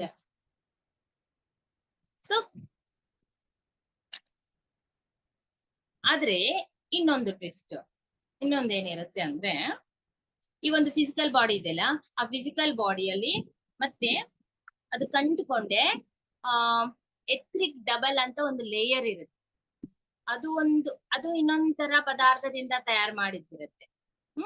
ಅದು ಎಲ್ಲಿರುತ್ತೆ ಅಂತಂದ್ರೆ ಈ ಫಿಸಿಕಲ್ ಬಾಡಿ ಕೆಳಗಡೆನೆ ಇರುತ್ತೆ ಅನ್ಕೊಳ್ಳಿ. ಅದು ಏನ್ ಕೆಲಸ ಮಾಡುತ್ತೆ ಅಂದ್ರೆ ಸ್ಪರ್ಶ. ಅದು ಒಂಥರ ಒಂದ್ ಮೆಟೀರಿಯಲ್ ಇಂದ ತಯಾರಾಗಿರುತ್ತೆ, ಅದನ್ನ ಎಥ್ರಿಕ್ ಡಬಲ್ ಅಂತ ಹೇಳ್ತಾರೆ. ಅದು ಹೆಂಗ ಅರ್ಥ ಆಗ್ಬೇಕಂತ ಹೇಳ್ತೀನಿ. ಇವಾಗ ನರಗಳೆಲ್ಲ ಇರುತ್ತಲ್ಲ, ನರಗಳು, ಆ ನರಗಳ ಮೇಲೆ ಎಲ್ಲ ಆವರಿಸ್ಕೊಂಡು ಇರುತ್ತಂತೆ ಅದು. ಅಂದ್ರೆ ಅದು ಹಿಂಗ ಜಗ್ಗ ಗುಣ ಇರುತ್ತೆ ಅದಕ್ಕ. ಅಂದ್ರೆ ಎಷ್ಟು ಜಗ್ಗಿದ್ರು ಅಷ್ಟು ಸಾಕ್ತಾನೆ ಇರುತ್ತದೆ, ಸ್ಪ್ರೆಡ್ ಆಗ್ತಾನೆ ಇರುತ್ತೆ. ರಬ್ಬರ್ ಬ್ಯಾಂಡ್ ಹೆಂಗ ಇದು ಆಗ್ತದಲ್ಲ, ಸ್ಟ್ರೆಚ್ ಆಗ್ತದಲ್ಲ, ಆ ತರ ಎಷ್ಟು ಬೇಕಷ್ಟು ಸ್ಟ್ರೆಚ್ ಆಗುತ್ತೆ ಅದು. ಆದ್ರೆ ಈಗ ಅನಸ್ತೀಶಿಯಾ ಏನ್ ಕೊಡ್ತಾರಲ್ಲ ನಮ್ಗೆ, ಅನಸ್ತೀಶಿಯಾ, ಆ ಅನಸ್ತೀಶಿಯಾ ಕೊಟ್ಟಾಗ ಏನಾಗುತ್ತಂತೆ, ನರಗಳೆಲ್ಲ ಆವರಿಸ್ಕೊಂಡಿರುತ್ತೆ ಅದು. ಇವಾಗ ಆಕ್ಚುಲಿ ಕರೆಂಟ್ ಏನಿರುತ್ತಲ್ಲ, ಕರೆಂಟ್ ವೈರ್ ಒಳಗಡೆ ಇರಂಗಿಲ್ಲಂತೆ. ಕರೆಂಟ್ ಕೇಳಿದ್ರೆ ಯಾವಾಗಾದ್ರೂ, ಎಲೆಕ್ಟ್ರಿಸಿಟಿ ವೈರ್ ಒಳಗೆ ಇರಂಗಿಲ್ಲ ಅಂತ. ವೈರ್ ಮೇಲೆ ಎಲ್ಲ ಆವರಿಸ್ಕೊಂಡು ಆತರ ಪ್ರಯಾಣ ಮಾಡ್ತಾ ಇರುತ್ತಂತೆ, ಅದು ವೈರ್ ಒಳಗಡೆ ಇರೋದಿಲ್ಲಂತೆ. ಆತರ ಈ ಎತ್ರಿಕ್ ಡಬಲ್ ಕೂಡ ನಮ್ ನರಗಳೇನ್ ಇರ್ತಾವಲ್ಲ, ನರದ ಮೇಲೆ ಎಲ್ಲ ಆವರಿಸ್ಕೊಂಡು ಕಂಪ್ಲೀಟ್ ಇರುತ್ತಂತೆ ಅದು. ಅದೊಂಥರ ಸಬ್ಸ್ಟೆನ್ಸ್, ಪದಾರ್ಥ, ಆ ಪದಾರ್ಥ. ಸೊ ಈ ಒಂದು ಇಂಜೆಕ್ಷನ್ ಕೊಟ್ಟಿದಾಗ, ಅನಸ್ತೀಶಿಯಾ ಕೊಟ್ಟಾಗ ಏನಾಗ್ತದ, ಅದು ಅಲ್ಲಿಂದ ಸರಿದು ಬಿಡುತ್ತೆ. ಇವಾಗ ಫುಲ್ ದೊಡ್ಡ ಆಪರೇಷನ್ ಅಂತಂದ್ರೆ ಫುಲ್ ಜನರಲ್ ಅನಸ್ತೀಶಿಯಾ ಕೊಟ್ಬಿಡ್ತಾರ, ಅಂದ್ರೆ ಕಂಪ್ಲೀಟ್ ಬಾಡಿ ಎಲ್ಲ ಆ ಪದಾರ್ಥ ಅನ್ನೋದು ಸರಿಸ್ಬಿಡ್ತಾರ, ಅದನ್ನ ತೆಗೆದು ಬಿಡ್ತಾರ. ಅದು ಅದೇ ನಮ್ಮ ಸ್ಪರ್ಶವನ್ನು ಹೊತ್ಕೊಂಡು ಹೋಗ್ತಾ ಇರುತ್ತಂತೆ. ಅದು ತೆಗ್ದಾಗ ನರಗಳಲ್ಲೇ ಕಾಣ್ತಾ ಇರುತ್ತೆ, ಬಟ್ ಕಟ್ ಮಾಡಿದ್ರೆ ನೋವಾಗೋದಿಲ್ಲ. ಏಕೆ ಅಂತಂದ್ರೆ ಆ ಪದಾರ್ಥ ಅಲ್ಲಿಂದ ಹೋಯ್ತು. ಇವಾಗ ಒಂಥರ ಈ ಜಲ್ಲಿ ಅವೆಲ್ಲ ತಿಂತಾರಲ್ಲ, ಆ ತರ ಅಂತ ಊಹಿಸ್ಕೊಳ್ಳೋಣ. ಅದೆಲ್ಲ ಇರುತ್ತೆ. ಆ ಜಲ್ಲಿ ಹಿಂಗ ತೆಗ್ದ್ಬಿಟ್ರೆ ಅವು ನರಗಳು ಅಲ್ಲೇ ಇರುತ್ತೆ, ಬಟ್ ಜಲ್ಲಿ ಹೋಗ್ಬಿಟ್ಟಿರುತ್ತೆ. ಆ ಜಲ್ಲಿ ಜೊತೆನೆ ಸ್ಪರ್ಶ ಅನ್ನೋದು ಹೋಗ್ಬಿಟ್ಟಿರುತ್ತೆ. ಅದಕ್ಕಾಗಿ ಫುಲ್ಲು ಜನರಲ್ ಅನಸ್ತೀಶಿಯಾ ಕೊಟ್ಟಾಗ ಡಾಕ್ಟರ್ಸ್ ಟೆನ್ಷನ್ ಅಲ್ಲಿ ಇರ್ತಾರೆ. ಮತ್ತೆ ಪೇಷಂಟ್ ಗೆ ಸ್ಪೃಹ ಬಂತಾ ಇಲ್ಲ ಅಂತ ಫೋನ್ ನಲ್ಲಿ ಅವ್ರಿಗೆ ತಿಳ್ಕೊಂಡಿದ್ಮೇಲೆನೆ ಅವ್ರು ಸಮಯ ಅಂತ ರಿಲ್ಯಾಕ್ಸ್ ಆಗ್ತಾರೆ. ಏಕೆ ಅಂತಂದ್ರೆ ಅದು 100% ಅದು ಎತ್ರಿಕ್ ಡಬಲ್ ಅನ್ನುವ ಆ ಪದಾರ್ಥ ಹೋಗ್ಬಿಡ್ತು, ಬಾಡಿಲಿಂದ ಪೂರ್ತಿ ಹೊರಗೆ ಹೋಗ್ಬಿಟ್ಟು ಡಿಸ್ಕನೆಕ್ಟ್ ಆಯ್ತು ಅಂತಂದ್ರೆ ಮರಣ, ಮನುಷ್ಯ ಸತ್ತೋಗ್ತಾನೆ. ಅದಕ್ಕಾಗಿ ಅವ್ರಷ್ಟು ಟೆನ್ಷನ್ ತಗೊಂತಾರೆ. ಡೋಸ್ ಹೆಚ್ಚಾಗ್ಬಾರ್ದು, ಅದಕ್ಕಾಗಿ ಈ ಒಂದು ಅನಸ್ತೀಶಿಯಾ ಡೋಸ್ ಹೆಚ್ಚಾಗ್ಬಾರ್ದಂತೆ. ಅದು ಕರೆಕ್ಟ್ ಎಷ್ಟು ಕೊಡ್ಬೇಕು ಅಷ್ಟೇ ಕೊಡ್ಬೇಕು. ಆದ್ರೆ ಇವು ಪಾರ್ಟ್ ವೈಸ್ ಕೂಡ ಕೊಡ್ತಾರೆ, ಲೋಕಲ್ ಅನಸ್ತೀಶಿಯಾ ಅಂತ ಕೊಡ್ತಾರಲ್ಲ, ಅದು ಕೂಡ ಇರುತ್ತೆ. ಆದ್ರೆ ಈ ಜನರಲ್ ಅನಸ್ತೀಶಿಯಾ ಕೊಟ್ಟಾಗ ಮಾತ್ರ ಕಂಪ್ಲೀಟ್ ಯಾವಾಗ ಅದು ಹೋಗ್ಬಿಡುತ್ತೆ, ಪ್ರಾಣ ಹೋಗ್ಬಿಡುತ್ತಂತೆ. ಅದಕ್ಕಾಗಿ ಡೇಂಜರ್, ಅದು ಸ್ವಲ್ಪ ನೋಡ್ಕೊಂಡು ಕೊಡ್ತಾರೆ, ಅವೇರ್ನೆಸ್ ನಲ್ಲಿ ಇರ್ತಾರೆ. ಸೊ ಆ ಕೆಲ್ಸ ಇದು ಎತ್ರಿಕ್ ಡಬಲ್ ಅನ್ನೋದು ಮಾಡ್ತಾರೆ. ಅಂದ್ರೆ ಮನುಷ್ಯ ಜೀವಂತವಾಗಿದ್ದಾಗ ಕೂಡ ಎಷ್ಟು ಕೆಲ್ಸ ಇದು ಮಾಡ್ತದೋ, ಮನುಷ್ಯ ತೀರ್ಕೊಂಡಿದ್ಮೇಲೆ ಕೂಡ ಅಷ್ಟು ಇಂಪಾರ್ಟೆಂಟ್ ಕೆಲ್ಸ ಇದು ಮಾಡ್ತದಂತೆ. ಇನ್ನೊಂದ್ ಏನ್ ಕೆಲ್ಸ ಮಾಡ್ತದ ಇದು ಎತ್ರಿಕ್ ಡಬಲ್ ಅನ್ನೋದು ಅಂತಂದ್ರೆ, ನಾವೀಗ ಒಳಗೆ ಏನಿದೆ, ನೆಕ್ಸ್ಟ್ ಏನಿದೆ, ಭೌತಿಕ ಶರೀರ, ನೆಕ್ಸ್ಟ್ ಸೂಕ್ಷ್ಮ ಶರೀರ ಇದೆಯಲ್ಲ, ಪ್ರಾಣಮಯ ಶರೀರ ಅಂತೀವಿ ನಾವು. ನಮ್ಮ ಪ್ರಾಣಮಯ ಅಂದ್ರೆ ನಮ್ಮ ಎನರ್ಜಿ ಲೆವೆಲ್ಸ್ ಎಲ್ಲ ಆ ಪ್ರಾಣಮಯ ಶರೀರದಲ್ಲಿ ಇರುತ್ತೆ. ಇವಾಗ ನಮ್ಗೆ ಎನರ್ಜಿ ಇಲ್ಲಾಂದ್ರೆ ಏನೋ ಒಂದು ಇದು ಆಯ್ತು ಅಂದ್ರೆ ಡಲ್ ಆಯ್ತು, ಬಹಳ ಲೋ ಎನರ್ಜಿ ಇದೆ ಅಂದ್ರೆ ಪ್ರಾಣಮಯ ಶರೀರದಲ್ಲಿ ನಿಮ್ಗೆ ಎನರ್ಜಿ ಕಡಿಮೆ ಆಗಿದೆ ಅಂತ ಅರ್ಥ, ಫಿಸಿಕಲ್ ಬಾಡಿನಲ್ಲಿ ಅಲ್ಲ. ಪ್ರಾಣಮಯ ಶರೀರದಲ್ಲಿ ಎನರ್ಜಿ ಕಡಿಮೆ ಆದಾಗ ನಮ್ಗೆ ಬಹಳ ಇನ್ಆಕ್ಟಿವ್ ಆಗ್ಬಿಡ್ತೀವಿ. ಸೊ ಈ ಪ್ರಾಣಮಯ ಶರೀರ ಅಂದ್ರೆ ಸೂಕ್ಷ್ಮ ಶರೀರ. ಈ ಸೂಕ್ಷ್ಮ ಶರೀರದೊಂದಿಗೆ ನಾವು ಡೈಲಿ ಹೊರಗ್ ಬರ್ತಾ ಇದೆ. ಸೂಕ್ಷ್ಮ ಶರೀರ ನಮ್ಮ ಒಳಗಿಂದ ಹೊರಗ್ ಬರ್ತಾ ಇದೆ ಡೈಲಿ. ಎಲ್ಲಿ? ಕನ್ಸಿನಲ್ಲಿ. ಮಲಗಿದಾಗ ಏನಾಗುತ್ತೆ, ಬಾಡಿ ಎಲ್ಲ ರೆಸ್ಟ್ ತಗೊಂತ ಇರುತ್ತೆ, ನಾವು ಮನ್ಸದ ಮೇಲೆ ಇರ್ತೀವಲ್ಲ. ಆದ್ರೆ ಕನ್ಸುಗಳಲ್ಲಿ ಎಲ್ಲೆಲ್ಲೋ ಹೋಗಿ ಬರ್ತೀವಲ್ಲ. ಅದು ಹೆಂಗ್ ನಡೀತಾ ಇದೆ ಅಂತಂದ್ರೆ, ಕಂಪ್ಲೀಟ್ ಈ ದೇಹ ಎಲ್ಲ ನಮ್ಮ ಆತ್ಮ ಸೂಕ್ಷ್ಮ ಶರೀರದೊಂದಿಗೆ ಹೊರಗ್ ಬರುತ್ತೆ. ಹೊರಗ್ ಬರಕ್ಕೆ ಯಾವುದು ಕನೆಕ್ಟಿವಿಟಿ ಇರುತ್ತಂತೆ ಆ ಸೂಕ್ಷ್ಮ ಶರೀರಕ್ಕೆ, ಈ ನಮಗೆ ಈ ಹೊಕ್ಕಳಿರುತ್ತಲ್ಲ, ಆ ಹೊಕ್ಕಳಿಂದ ಒಂದು ಕನೆಕ್ಷನ್ ಇರ್ತದೆ. ಅದನ್ನ ಸಿಲ್ವರ್ ಕಾರ್ಡ್ ಅಂತಾರೆ. ಅಂದ್ರೆ ಸಿಲ್ವರ್ ಕಲರ್ ನಲ್ಲಿ ಬೆಳ್ಳಿ ಕಲರ್ ನಲ್ಲಿ ಒಂದು ಲೈನ್ ಇರುತ್ತೆ. ಒಂದು ಪತಂಗ ದಾರ ಹೆಂಗಿರುತ್ತೆ, ಪತಂಗಿಗೆ ನಾವು ಹಿಡ್ಕೊಂಡಿರ್ತೀವಲ್ಲ ದಾರ, ಕನೆಕ್ಷನ್, ಅದು ಕಟ್ ಆಯ್ತಂದ್ರೆ ಪತಂಗ ಹೋಗ್ಬಿಡ್ತದೆ. ಇದು ಕೂಡ ಕಟ್ ಆಯ್ತಂದ್ರೆ ನಾವು ಹೋಗ್ಬಿಡ್ತೀವಿ. ಸೊ ಕಟ್ ಆಗಲ್ಲ, ಚಾನ್ಸೇ ಇಲ್ಲ. ಮರಣ ಯಾವಾಗ ಹೊಂದಿತೀವೋ, ಮರಣ ಬಂದಾಗನೇ ಸ್ವಲ್ಪ ಟೈಮ್ ಇರುತ್ತೆ ಅದಕ್ಕೆ. ಆ ಟೈಮ್ ಆಗಿದ್ಮೇಲೆ ಆ ಒಂದು ಸಿಲ್ವರ್ ಕಾರ್ಡ್ ಕಟ್ ಆಗುತ್ತೆ, ಅಷ್ಟರೇ ಕಟ್ ಆಗೋದಿಲ್ಲ. ಡೈಲಿ ಕನ್ಸಿನಲ್ಲಿ ನಾವು ಎಷ್ಟು ಹೋಗ್ ಬರ್ತೀವಲ್ಲ, ಅದಕ್ಕೆ ಸಾಗುವ ಗುಣ ಇರುತ್ತಲ್ಲ, ಅದರಿಂದನೇ ನಾವು ಎಷ್ಟೋ ದೂರ ಪ್ರಯಾಣವನ್ನು ಮಾಡ್ತೀವಿ. ಆದ್ರೆ ಸೂಕ್ಷ್ಮ ಶರೀರಕ್ಕೆ ಒಜ್ಜೆ ಇರಂಗಿಲ್ಲ, ಬಹಳ ಲೈಟ್ ವೇಟ್ ಇರ್ತದ ಅದು. ಇನ್ನೊಂದು ಭೂಮ್ಯಾಕರ್ಷಣ ಶಕ್ತಿ ಕೂಡ ಸೂಕ್ಷ್ಮ ಶರೀರಕ್ಕೆ ಕೆಲಸ ಮಾಡೋದಿಲ್ಲ. ಅದೇ ನಮ್ಮ ಅನ್ನಮಯ ಶರೀರಕ್ಕೆ ಫಿಸಿಕಲ್ ಬಾಡಿಗೆ ಭೂಮ್ಯಾಕರ್ಷಣ ಶಕ್ತಿ ಕೆಲಸ ಮಾಡ್ತದೆ. ಸ್ವಲ್ಪ ಮೇಲೆ ಹಿಂಗ ಜಂಪ್ ಮಾಡಿದ್ರೆ ಮತ್ತೆ ನಾವು ಕೆಳಗೆ ಬರ್ತೀವಿ ಅಲ್ಲ. ಇಲ್ಲಿ ಏನ್ ತಗೊಂಡ್ರು ಅಷ್ಟೇ, ಹಿಂಗ ಮೇಲೆ ಎಗಸಿದ್ರೆ ಕೆಳಗೆ ಬರ್ತೀವಿ. ಬಟ್ ಸೂಕ್ಷ್ಮ ಶರೀರಕ್ಕೆ ಭೂಮ್ಯಾಕರ್ಷಣ ಶಕ್ತಿ ಕೆಲಸ ಮಾಡೋದಿಲ್ಲ. ಅದು ನೀರಿನ ಮೇಲೆ ಅದೇ ತರ ಹೋಗ್ತಿರ್ತದ, ಗಾಳಿನಲ್ಲಿ ಅಗ್ನಿ ಏನಾದ್ರೂ ಬರ್ಲಿ ಈ ಟೆರ್ರಸ್ ಎಲ್ಲ ದಾಟ್ಬಿಟ್ಟು ಹೋಗ್ತದೆ. ಯಾರು ಸೂಕ್ಷ್ಮ ಶರೀರ ಪ್ರಯಾಣ ಮಾಡ್ತಾರೋ ಅವ್ರಿಗೆ ಗೊತ್ತಾಗ್ತದ. ಸ್ಟಾರ್ಟಿಂಗ್ ಭಯ ಬಿಡ್ತದ ಅವ್ರಿಗೆ, ಎಲ್ಲಿ ಹೋಗ್ತಾರೆ ಅವ್ರಿಗೆ ಗೊತ್ತಾಗ್ತಾ ಇರ್ತದೆ. ಕನ್ಸಿನಲ್ಲಿ ಕೂಡ ಒಬ್ಬೊಬ್ರಿಗೆ ಗೊತ್ತಾಗ್ತದೆ. ಹೊರಗ್ ಬಂದು ಅವ್ರ ಬಾಡಿನ ಅವ್ರು ನೋಡ್ಕೊಂತಾರೆ. ಅವ್ರು ನೋಡ್ಕೊಂಡಿದ್ಮೇಲೆ ಇದೇನಿದು ನಾನು ಇಲ್ಲೇ ಇದ್ದೀನಿ, ಬಾಡಿ ನನ್ನಿದು ಮನ್ಸಿನ ಮೇಲೆ ಬರ್ತೀನಿ, ಮತ್ ನಾನ್ ಯಾರು ಅಂತ ನೋಡ್ತಾರೆ. ಫಸ್ಟ್ ಭಯ ಆಗ್ತದೆ, ಆಮೇಲೆ ಅಭ್ಯಾಸ ಆಗ್ಬೇಕು.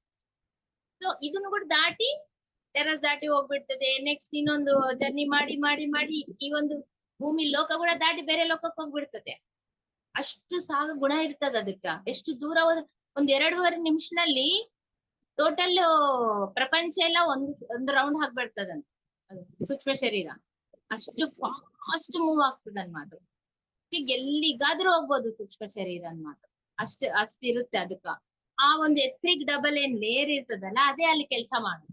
ಅದೇ ಮತ್ತೆ ಯಾವಾಗ ಕ್ಷಣ ನಾನು ಇನ್ನ ಎಚ್ಚರ ಆಗ್ಬೇಕು ಅಂತ ನಿನ್ ಮೈಂಡ್ ನಲ್ಲಿ ಬಂತು ಅಂತಂದ್ರೆ ಫ್ರಾಕ್ಷನ್ ಆಫ್ ಸೆಕೆಂಡ್ ಕೂಡ ಅಲ್ಲ, ಫ್ರಾಕ್ಷನ್ ಆಫ್ ಸೆಕೆಂಡ್ಸ್ ನಲ್ಲಿ ಅದಕ್ಕ ಆ ಲೈನ್ ಏನಿರ್ತದಲ್ಲ ಅದರಿಂದ ಮೆಸೇಜ್ ಹೋಗ್ಬಿಟ್ಟು ಸೂಕ್ಷ್ಮ ಶರೀರ ಬಾ ನಿನ್ನ ದೇಹ ಕರೀತಾ ಇದೆ ಅಂತ ಹೇಳ್ದೆ ಠಕ್ಕ ಅಂತ ಬಂದ್ಬಿಟ್ಟು ಮತ್ತೆ ಒಳಗ್ ಸೇರ್ಕೊಂಡು.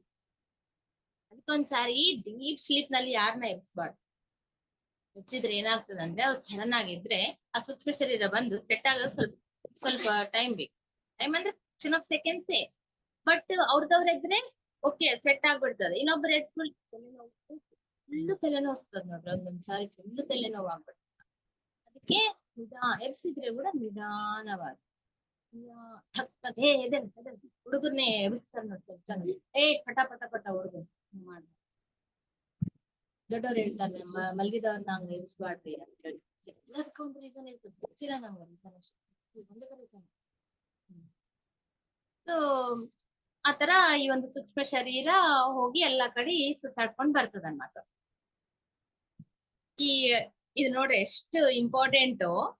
ಸೂಕ್ಷ್ಮ ಶರೀರದ ಕೆಳಗಡೆ ಇರುವ ಈ ಎಥ್ರಿಕ್ ಡಬಲ್ ಅನ್ನೋದು ಇನ್ನೊಂದು ಇಂಪಾರ್ಟೆನ್ಸ್ ಹೇಳ್ತೀನಿ ಇದಕ್ಕೆ.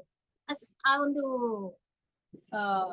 ಯಾವಾಗ ಮನುಷ್ಯ ಮರಣ ಹೊಂತಾರಲ್ಲ, ಮರಣ ಹೊಂದಕ್ಕಿಂತ ಮುಂಚೆನೆ ಯಾವ ಸಡನ್ ಆಕ್ಸಿಡೆಂಟ್ ಆಯ್ತು, ಇಲ್ಲಾಂದ್ರೆ ಅನಾರೋಗ್ಯದಿಂದ ಅವ್ರ ಬಾಡಿ ಪಾರ್ಟ್ಸ್ ಎಲ್ಲ ಇನ್ನ ಕೆಟ್ಟೋಗಿದಾವ, ಕೆಲ್ಸ ಮಾಡಲ್ಲ ಅನ್ನೋ ಸ್ಟೇಜ್ ಬಂತು, ಇಲ್ಲಾಂದ್ರೆ ಏಜ್ ಆಗ್ಬಿಡ್ತು, ಫುಲ್ ಏಜ್ ಆಗ್ಬಿಡ್ತು, ಇನ್ನ ಆ ಬಾಡಿ ಸರ್ವೈವ್ ಆಗಲ್ಲ ಅಂತ ಆ ಟೈಮ್ ನಲ್ಲಿ ಈ ಎಥ್ರಿಕ್ ಡಬಲ್ ಹೊರಗೆ ತಳ್ಳಿಬಿಡುತ್ತಂತೆ. ಈ ದೇಹ ಹೊರಗೆ ತಳ್ಳಿಬಿಡುತ್ತೆ ಅದನ್ನ. ಅದ್ರ ಜೊತೆಗೆ ಏನಾಗುತ್ತೆ, ಮರಣ ಹೊಂದ್ಮೇಲೆ ಸೂಕ್ಷ್ಮ ಶರೀರ ಕೂಡ ಹೊರಗೆ ಬಂದ್ಬಿಡುತ್ತೆ. ಈ ದೇಹ ಒಂದೇ ಇಲ್ಲಿ ಬಿಡ್ತೀವಿ, ಆ ಸೂಕ್ಷ್ಮ ಶರೀರ ಹೊರಗೆ ಬರುತ್ತೆ ಎಥ್ರಿಕ್ ಡಬಲ್. ಆದ್ರೆ ಯಾವಾಗ ಹಾರ್ಟ್ ಬೀಟ್ ಕಡಿಮೆ ಆಗ್ಬಿಡ್ತದ, ಲಾಸ್ಟ್ ನಾವು ಮರಣ ಯಾವಾಗ ಹೊಂದುತ್ತೀವಿ, ಹಾರ್ಟ್ ಬೀಟ್ ಎಲ್ಲ ಲೋ ಆಗ್ಬಿಡ್ತಾ ಇರ್ತದ, ಫುಲ್ ಪಲ್ಸ್ ಡೌನ್ ಆಗ್ತಾ ಇರುವಾಗ ಅದು ಗೊತ್ತಾಗ್ಬಿಡುತ್ತೆ. ಅದಕ್ಕ ಎಥ್ರಿಕ್ ಡಬಲ್ಗೆ ಕೂಡ ಗೊತ್ತಾಗ್ಬಿಡುತ್ತೆ ಏನು ಅಂತಂದ್ರೆ ಇನ್ನ ಈ ಬಾಡಿ ಹೋಗ್ತಾ ಇದೆ, ಮತ್ತೆ ಅದಕ್ಕ ದೇಹ ಬೇಕು, ಭೌತಿಕ ಶರೀರವೇ ಅದಕ್ಕೆ ಆಧಾರ, ಇಲ್ಲಾಂದ್ರೆ ಅದು ಜೀವಂತವಾಗಿರಲ್ಲ, ಅದು ಕೂಡ ನಷ್ಟ ಆಗ್ಲೇಬೇಕು. ಅದು ಭಯ ಆಗ್ಬಿಡುತ್ತೆ. ಬಟ್ ಅದಕ್ಕೇನು ಸಾಯಕ್ ಇಷ್ಟ ಇರಂಗಿಲ್ಲ. ಅದೇನ್ ಮಾಡುತ್ತಂತೆ, ಸೂಕ್ಷ್ಮ ಶರೀರನ ಗಟ್ಟಿಗೆ ಅಪ್ಕೊಂಡ್ ಬಿಡುತ್ತೆ. ಅರ್ಥ ಆಯ್ತಲ್ಲ ನಾನ್ ಹೇಳೋದು? ಒಳಗ ಪ್ರಾಣಮಯ ಶರೀರ, ನೆಕ್ಸ್ಟ್ ಸೂಕ್ಷ್ಮ ಶರೀರ, ನೆಕ್ಸ್ಟ್ ಭೌತಿಕ ಶರೀರ ಒಳಗಡೆ ಈ ಎಥ್ರಿಕ್ ಡಬಲ್ ನಾನು ಹೇಳೋದು. ಆ ಎಥ್ರಿಕ್ ಡಬಲ್ ಏನ್ ಮಾಡ್ತೇವೆ, ಎರಡನೇ ದೇಹವನ್ನು ಗಟ್ಟಿಯಾಗಿ ಅಪ್ಕೊಂಡ್ ಬಿಡುತ್ತೆ. ಹೊರಗ್ ಬಂದ ಮೇಲೆ ಕೂಡ ಇವಾಗ ಪ್ರಾಣ ಹೋಯ್ತು, ದೇಹ ಬಿಟ್ಬಿಟ್ಟಿವಿ, ದೇಹದ ಜೊತೆನೆ ಈ ಎಥ್ರಿಕ್ ಡಬಲ್ ಕೂಡ ಹೋಗಿ ಬಿದ್ದು ನಾಶ ಆಗ್ಬಿಡ್ಬೇಕು. ಅದು ಇವಾಗಿನ ಈ ದೇಹ ಎಲ್ಲ ಹೋಗ್ಬಿಡ್ಬೇಕಂದ್ರೆ ಸ್ವಲ್ಪ ತಿಂಗಳ ಒಂದ್ ವರ್ಷ ಹಂಗ ಬೇಕಲ್ಲ, ಕಂಪ್ಲೀಟ್ ಡಿಕೆ ಆಗ್ಬೇಕು, ಕೊಲ್ಯಾಪ್ಸ್ ಆಗ್ಬೇಕು ಅಂತಂದ್ರೆ, ಕೊಳ್ತೋಗ್ಬೇಕು ಅಂತಂದ್ರೆ ಟೈಮ್ ಬೇಕಲ್ಲ. ಎಥ್ರಿಕ್ ಡಬಲ್ಗೆ ಟೈಮ್ ಬೇಕಿಲ್ಲ, ಸ್ವಲ್ಪ ಸಮಯದಲ್ಲಿ ಅದೆಲ್ಲ ಪುಡಿ ಆಗಿ ಧೂಳಿ ಆಗ್ಬಿಡ್ತದ ಅನ್ಮಾತ. ಹಂಗಾಗ್ಬೇಕು. ಆದ್ರೆ ಅದಕ್ ಇಷ್ಟ ಇಲ್ಲ, ಸಾಯದ್ ಇಷ್ಟ ಇಲ್ಲ, ಅದಕ್ಕಷ್ಟು ನಾಲೆಡ್ಜ್ ಇಲ್ಲ ಇನ್ನ. ನಾನ್ ಸಾಯ್ಕತೀನಿ ಅಂತಂದ್ರೆ ಭಯ ಆಗ್ಬಿಡುತ್ತೆ. ಭಯ ಆಗಿ ಏನ್ ಮಾಡ್ತದೆ, ಇವೆಲ್ಲ ಹೊರಗ್ ಬರ್ತಾವಲ್ಲ ಸೂಕ್ಷ್ಮ ಶರೀರ ಅವೆಲ್ಲ ಏನ್ ಮಾಡ್ಬೇಕು, ಹೊರಗ್ ಬಂದು ಅವ್ರ ಸೂಕ್ಷ್ಮ ಲೋಕಕ್ಕೆ ಹೋಗ್ಬಿಡ್ಬೇಕು. ಸೂಕ್ಷ್ಮ ಲೋಕಕ್ಕೆ ಹೋಗ್ಬೇಕು, ಆಮೇಲೆ ನೆಕ್ಸ್ಟ್ ಲೋಕ ಪ್ರಾಣಮಯ ಲೋಕಕ್ಕೆ ಪ್ರಾಣಮಯ ಶರೀರ, ಆ ತರ ಅಲ್ಲಿ ಸೂಕ್ಷ್ಮ ಲೋಕದಲ್ಲಿ ಸ್ವಲ್ಪ ಟೈಮ್ ಮೀನ್ಸ್ ತಿಂಗಳ ವರ್ಷ ಅವ್ರವ್ರ ಪ್ರಕಾರ ಅವ್ರವ್ರ ಜೀವನ ಏನೇನು ಪಾಠಗಳಿದೆ ಅದ್ರ ಪ್ರಕಾರ ಇರುತ್ತೆ. ಈ ಸೂಕ್ಷ್ಮ ಶರೀರ ಯಾವಾಗ ಹೋಗುತ್ತೆ, ಮೇಲೆ ಎತ್ರಿಕ್ ಡಬಲ್ ಇಲ್ಲ ಅಂದ್ರೆ ಹೋಗುತ್ತೆ. ಈ ದೇಹ ಎತ್ರಿಕ್ ಡಬಲು ಎಲ್ಲ ಇಲ್ಲೇ ನಾಶ ಆಗ್ಬೇಕು, ಎಲ್ಲೇ ಬಿಟ್ಟು ಹೋಗ್ಬಿಡ್ಬೇಕು. ಸೂಕ್ಷ್ಮ ಶರೀರ ಮೇಲೆ ಹೋಗ್ಬಿಡ್ಬೇಕು ಮರಣ ಅಂದ್ರೆ. ಆದ್ರೆ ಇದೇನ್ ಮಾಡುತ್ತೆ, ಭಯದಿಂದ ಹೊರಗ್ ಬಂದ ಕೂಡಲೇ ಅದನ್ನ ಗಟ್ಟಿಯಾಗಿ ರ್ಯಾಪ್ ಮಾಡ್ಬಿಡುತ್ತೆ. ರ್ಯಾಪ್ ಮಾಡಿದಾಗ ಏನಾಗುತ್ತೆ ಅಂತಂದ್ರೆ ಅದಕ್ಕೆ ಗೊತ್ತಾಗಲ್ಲ, ಸೂಕ್ಷ್ಮ ಶರೀರಕ್ಕೆ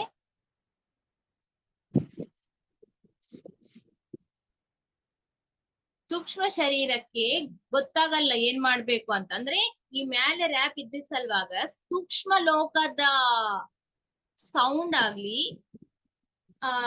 ಅದರ ಒಂದು ಇದು ಆಗಲಿ ಕೇಳ್ಸಂಗಿಲ್ಲ ಇದಕ್ಕೆ. ಅಲ್ಲಿನ ಮಾತುಗಳು ಕೇಳ್ಸಂಗಿಲ್ಲ. ಸೂಕ್ಷ್ಮ ಲೋಕದಲ್ಲಿ ಕೂಡ ಗುರುಗಳಿರ್ತಾರೆ. ಗುರುಗಳಾಗ್ಲಿ ಗೈಡ್ ಮಾಡೋರು, ಗೈಡಿಂಗ್ ಮಾಸ್ಟರ್ಸ್ ಅಂತಾರ ಅವ್ರನ್ನ. ಸೊ ಅವ್ರ ಮಾತು ಇದು ಕೇಳ್ಕೋಬೇಕು. ಈ ಕಡೆ ಇದೆ, ಈ ಕಡೆ ಬಾ ಅಂತ ಅವ್ರು ಗೈಡ್ ಮಾಡ್ತಾ ಇರ್ತಾರೆ. ಸೊ ಇದು ಕೇಳ್ಸಂಗಿಲ್ಲ. ಏಕೆ ಅಂತಂದ್ರೆ ಕವರ್ ಆಗ್ಬಿಡುತ್ತೆ. ಏನ್ ಮಾಡ್ಬೇಕು, ಕಂಪಲ್ಸರಿ ಭೂಲೋಕಕ್ಕೆ ಎಂಟರ್ ಆಗಕ್ಕಿಲ್ಲ ಇವಾಗ ಅದಕ್ಕೆ ಚಾನ್ಸ್. ಯಾಕಂದ್ರೆ ಅದು ಏನ್ ಮಾಡ್ತಂತ ಫಸ್ಟ್ ಪ್ರಯತ್ನ ಮಾಡ್ತದಂತೆ ಒಳಗೆ. ನಾನ್ ಸತ್ತೋಗಿದ್ದೀನಿ, ಮರಣ ಹೊಂದಿದ್ದೀನಿ ಅಂತ ಆಕ್ಸೆಪ್ಟ್ ಮಾಡಂಗಿಲ್ಲ. ಏಕೆ ಅಂತಂದ್ರೆ ಅವ್ರಿಗೆ ಈ ಒಂದು ಜ್ಞಾನ ಯಾರಿಗೆ ಇರಂಗಿಲ್ಲನೋ, ಡೈಲಿ ಕನ್ಸಿನಲ್ಲಿ ನಾವೇನು ಹೊರಗೆ ಬರ್ತೀವಲ್ಲ, ಬಂದಿದ್ಮೇಲೆ ಎಲ್ಲೆಲ್ಲೋ ತಿರುಗಾಡ್ತೀವಿ, ಮತ್ತೆ ಒಳಗ್ ಬಂದ್ಬಿಡ್ತೀವಿ. ಆದ್ರೆ ಒಂದು ಪರಿಣಿತಿ ಹೊಂದಿರುವ ಅವರಿಗೆ ಆ ಸೂಕ್ಷ್ಮ ಪ್ರಯಾಣ ಯೂಸ್ಫುಲ್ ಆಗಿರುತ್ತೆ. ಎಲ್ಲೆಲ್ಲೋ ಚಿಕ್ಕಪಟ್ಟಿ ಸುಮ್ನೆ ತಿರ್ಗಾಡ್ಕೊಂಡ್ ಮತ್ತೆ ಬರೋದು, ಅದು ಟೈಮ್ ವೇಸ್ಟ್. ಈ ಯೋಗಿಗಳೇನಿರ್ತಾರೆ, ಸಾಧನೆ ಮಾಡಿದವ್ರು ಏನಿರ್ತಾರೆ, ಅವರು ಸೂಕ್ಷ್ಮ ಶರೀರ ಡೈಲಿ ಪ್ರತಿನಿತ್ಯ ನಿದ್ದೆನಲ್ಲಿ ಬಿಡುಗಡೆ ಮಾಡಿ ಯಾವ ಲೋಕಕ್ಕೆ ಹೋಗ್ಬೇಕು, ಅಲ್ಲಿ ಏನ್ ಜ್ಞಾನ ಕಲಿಬೇಕು, ಅಲ್ಲಿ ಏನೇನ್ ಕೆಲ್ಸಗಳು ಮಾಡ್ಬೇಕು ಎಲ್ಲ ಮಾಡಿ ರಿಟರ್ನ್ ಬರುತ್ತೆ. ಯೂಸ್ ಮಾಡ್ಕೊಂತಾರ ಅವ್ರೆಲ್ಲ. ಯಾಕಂದ್ರೆ ಅವ್ರಿಗೆ ಡೈಲಿ ಅಭ್ಯಾಸ ಇರುತ್ತೆ, ಹೆಂಗ ಅಸ್ಟ್ರಲ್ ಟ್ರಾವೆಲ್ ಮಾಡ್ಬೇಕು, ಹೆಂಗ ಸೂಕ್ಷ್ಮ ಶರೀರ ಯಾನ ಮಾಡ್ಬೇಕು ಅಂತ. ಅದೇ ಯಾರಿಗೆ ಗೊತ್ತಿರಂಗಿಲ್ಲೋ ಅವ್ರ ಸೂಕ್ಷ್ಮ ದೇಹ ಏನ್ ಮಾಡ್ತದೆ, ಹೊರಗ್ ಬರ್ತದೆ. ಬಂದು ಅಲ್ಲೇ ಶರೀರದ ಹತ್ರನೇ ತಿರುಗಾಡ್ತಾ ಇರುತ್ತೆ. ಅದಕ್ಕಿಂತ ಜಾಸ್ತಿ ಗೊತ್ತಿಲ್ಲ ಅದಕ್ಕೆ. ಬೇರೆ ಪ್ರಯಾಣ ಮಾಡ್ಬೇಕು, ಬೇರೆ ಪ್ಲೇಸಿಗೆ ಹೋಗ್ಬೇಕು ಅಂದ್ರೆ ಭಯ ಅದಕ್ಕೆ. ಅದಕ್ಕಾಗಿ ಅಲ್ಲೇ ಸುತ್ತಾಡ್ತಾ ಇರ್ತದೆ. ಯಾವಾಗ ಮನುಷ್ಯ ನನ್ ನಿದ್ದೆ ಆಯ್ತು, ಇವಾಗ ನನ್ ರೆಸ್ಟ್ ಮುಗ್ದು ಬಿಡ್ತು ಅಂತ ಅವ್ರ ಎಚ್ಚರ ಆಗ್ತದಲ್ಲ ನಮ್ಗ್ ಬೆಳಗ್ಗೆ, ಅವಾಗ ನೋಡ್ತಾ ಇರುತ್ತಂತ ಯಾವಾಗ ಎಚ್ಚರ ಆಗ್ತಾನೆ, ಯಾವಾಗ ಕರೀತದ ನನ್ ದೇಹ, ಯಾವಾಗ ಕರೀತದ ನೋಡ್ತಾ ಇರುತ್ತೆ. ದೇಹ ಕರೆದು ಕೂಡ್ಲೆ ಎಂಟರ್ ಆಗ್ಬಿಡುತ್ತೆ ಮತ್ತೆ. ಅಷ್ಟೇ ಬಿಟ್ಟು ಸೂಕ್ಷ್ಮ ಲೋಕ ಗೊತ್ತೇ ಇಲ್ಲ ಅದಕ್ಕ. ಸೂಕ್ಷ್ಮ ಲೋಕ ಗೊತ್ತಿಲ್ಲ. ನಾವು ಕನಸುಗಳ ಕಂಡ್ರೆ ಕೂಡ ಬರೇ ಈ ಭೂಲೋಕದಲ್ಲಿ ತಿರುಗ್ತೀವಿ. ಎಲ್ಲಿ ಸೂಕ್ಷ್ಮ ಲೋಕಕ್ಕೆ ಹೋಗ್ತೀವಿ ನಾವು? ಬೇರೆ ಇರ್ತದೆ ಸೂಕ್ಷ್ಮ ಲೋಕಕ್ಕೆ ಹೋಗೋದು, ಬೇರೆ ಪ್ಲಾನೆಟ್ಸ್ಗೆ. ಬೇರೆ ಎಷ್ಟು ಲೋಕಗಳಿದೆ. ಧ್ಯಾನ ಮಾಡಿದವರು, ಅಸ್ಟ್ರಲ್ ಟ್ರಾವೆಲ್ ಮಾಡಿದವ್ರಿಗೆ ಗೊತ್ತು ಎಷ್ಟೆಷ್ಟು ವಂಡರ್ಫುಲ್ ಲೋಕಗಳಿದೆ ಅಂದ್ರೆ, ಉನ್ನತವಾದ ಲೋಕಗಳು ಎಲ್ಲ ಹೋಗಿ ಅಲ್ಲೆಲ್ಲ ಎಷ್ಟೆಷ್ಟೋ ಜ್ಞಾನ ಕ್ಲಾಸಸ್ ನಡೀತಾ ಇರುತ್ತೆ, ಏನೇನೋ ನಡೀತಾ ಇರುತ್ತೆ.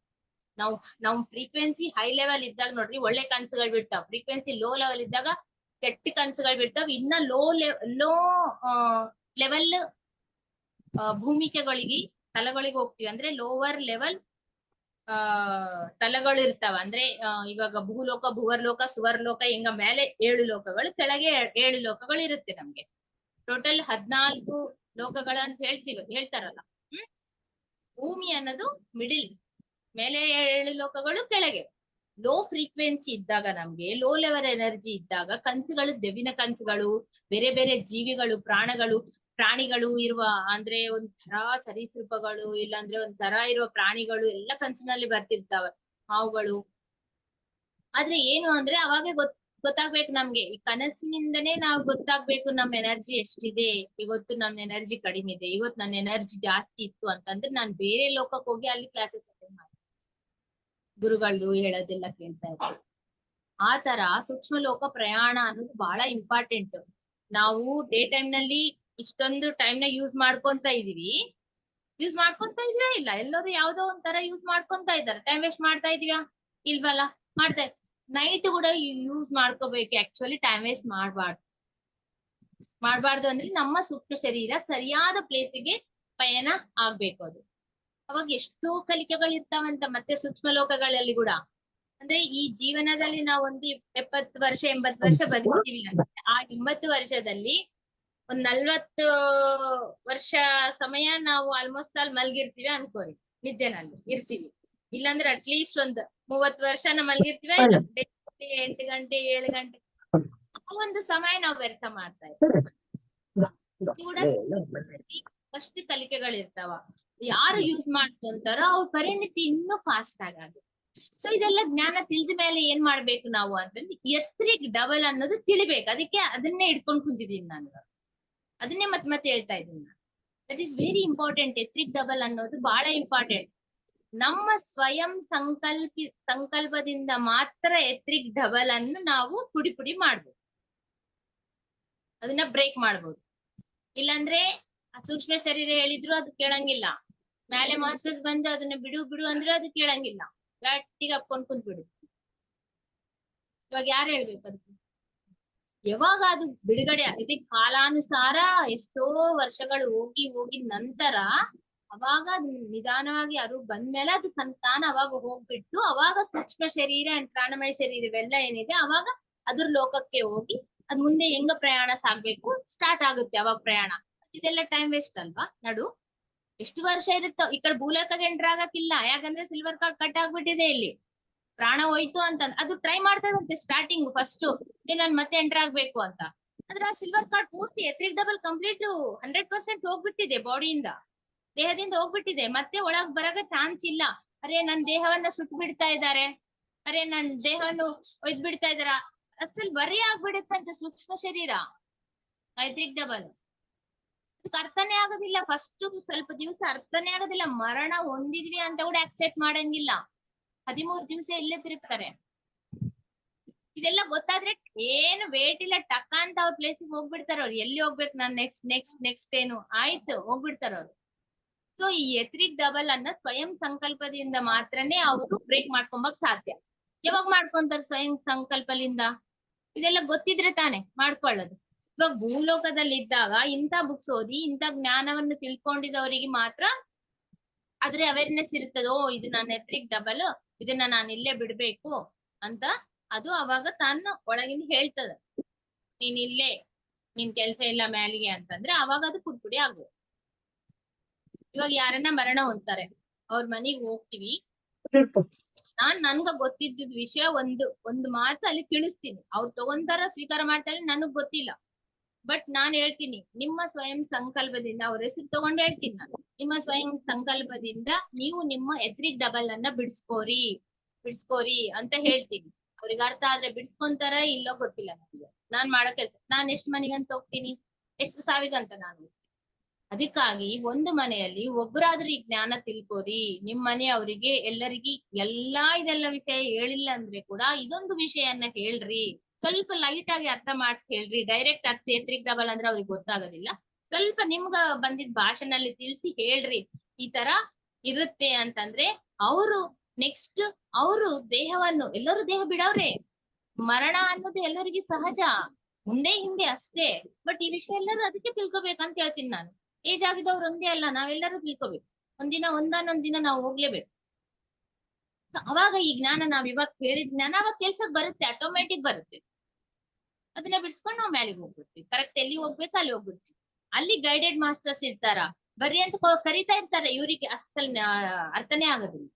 ಅಲ್ಲಿ ಆ ಲೋಕಕ್ಕಿಲ್ಲ ಈ ಲೋಕಕ್ಕಿಲ್ಲ, ನಡು ಎಷ್ಟು ಸುಮ್ನೆ ತಿರ್ಬೇಕಾಗುತ್ತೆ.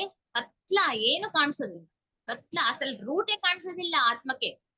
ನಾವ್ ಹೇಳ್ತೀವಿ rest in peace, rest in peace. ಎಲ್ಲಿಂದ ರೆಸ್ಟ್ ಇನ್ ಪೀಸ್? ರಿಪ್ ಅಂತ ಹಾಕ್ತಿವಿ, ಎಲ್ಲಿಂದ ಬರೋದು? ಇವೆಲ್ಲ ತಿಳ್ಕೊಂಡ್ರಿ ಅವೆಲ್ಲ ಎಲ್ಲಿ ಅವ್ರು ರೆಸ್ಟ್ ಮಾಡ್ಬೇಕಾ, ಅಲ್ಲಿ ಹೋಗಿ ಇನ್ನೇನ್ ಮಾಡ್ಬೇಕಾ, ಅದು ಅದ್ರ ಇಷ್ಟ, ನಮ್ ಇಷ್ಟ ಅಲ್ಲ. ರೆಸ್ಟ್ ಇನ್ ಪೀಸ್ ಏನ್ ರೆಸ್ಟ್ ಇನ್ ಪೀಸ್ ಅವೆಲ್ಲ ವೇಸ್ಟ್ ಮಾತುಗಳು. ರೆಸ್ಟ್ ಇನ್ ಪೀಸ್ ಅಂದ್ರೆ ಏನ್ ಅರ್ಥ?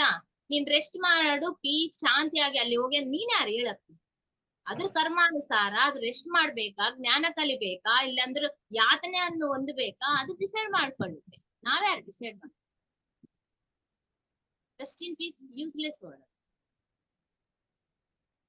ನೆಕ್ಸ್ಟ್ ಏನ್ ಮಾಡ್ತೆ ಅದು ಅಲ್ಲಿ ಹೋಗಿ ಅಂತಂದ್ರೆ, ಇವಾಗ ನಾವು ನರಕ ಅಂತೀವಿ, ಸ್ವರ್ಗ ಅಂತೀವಿ.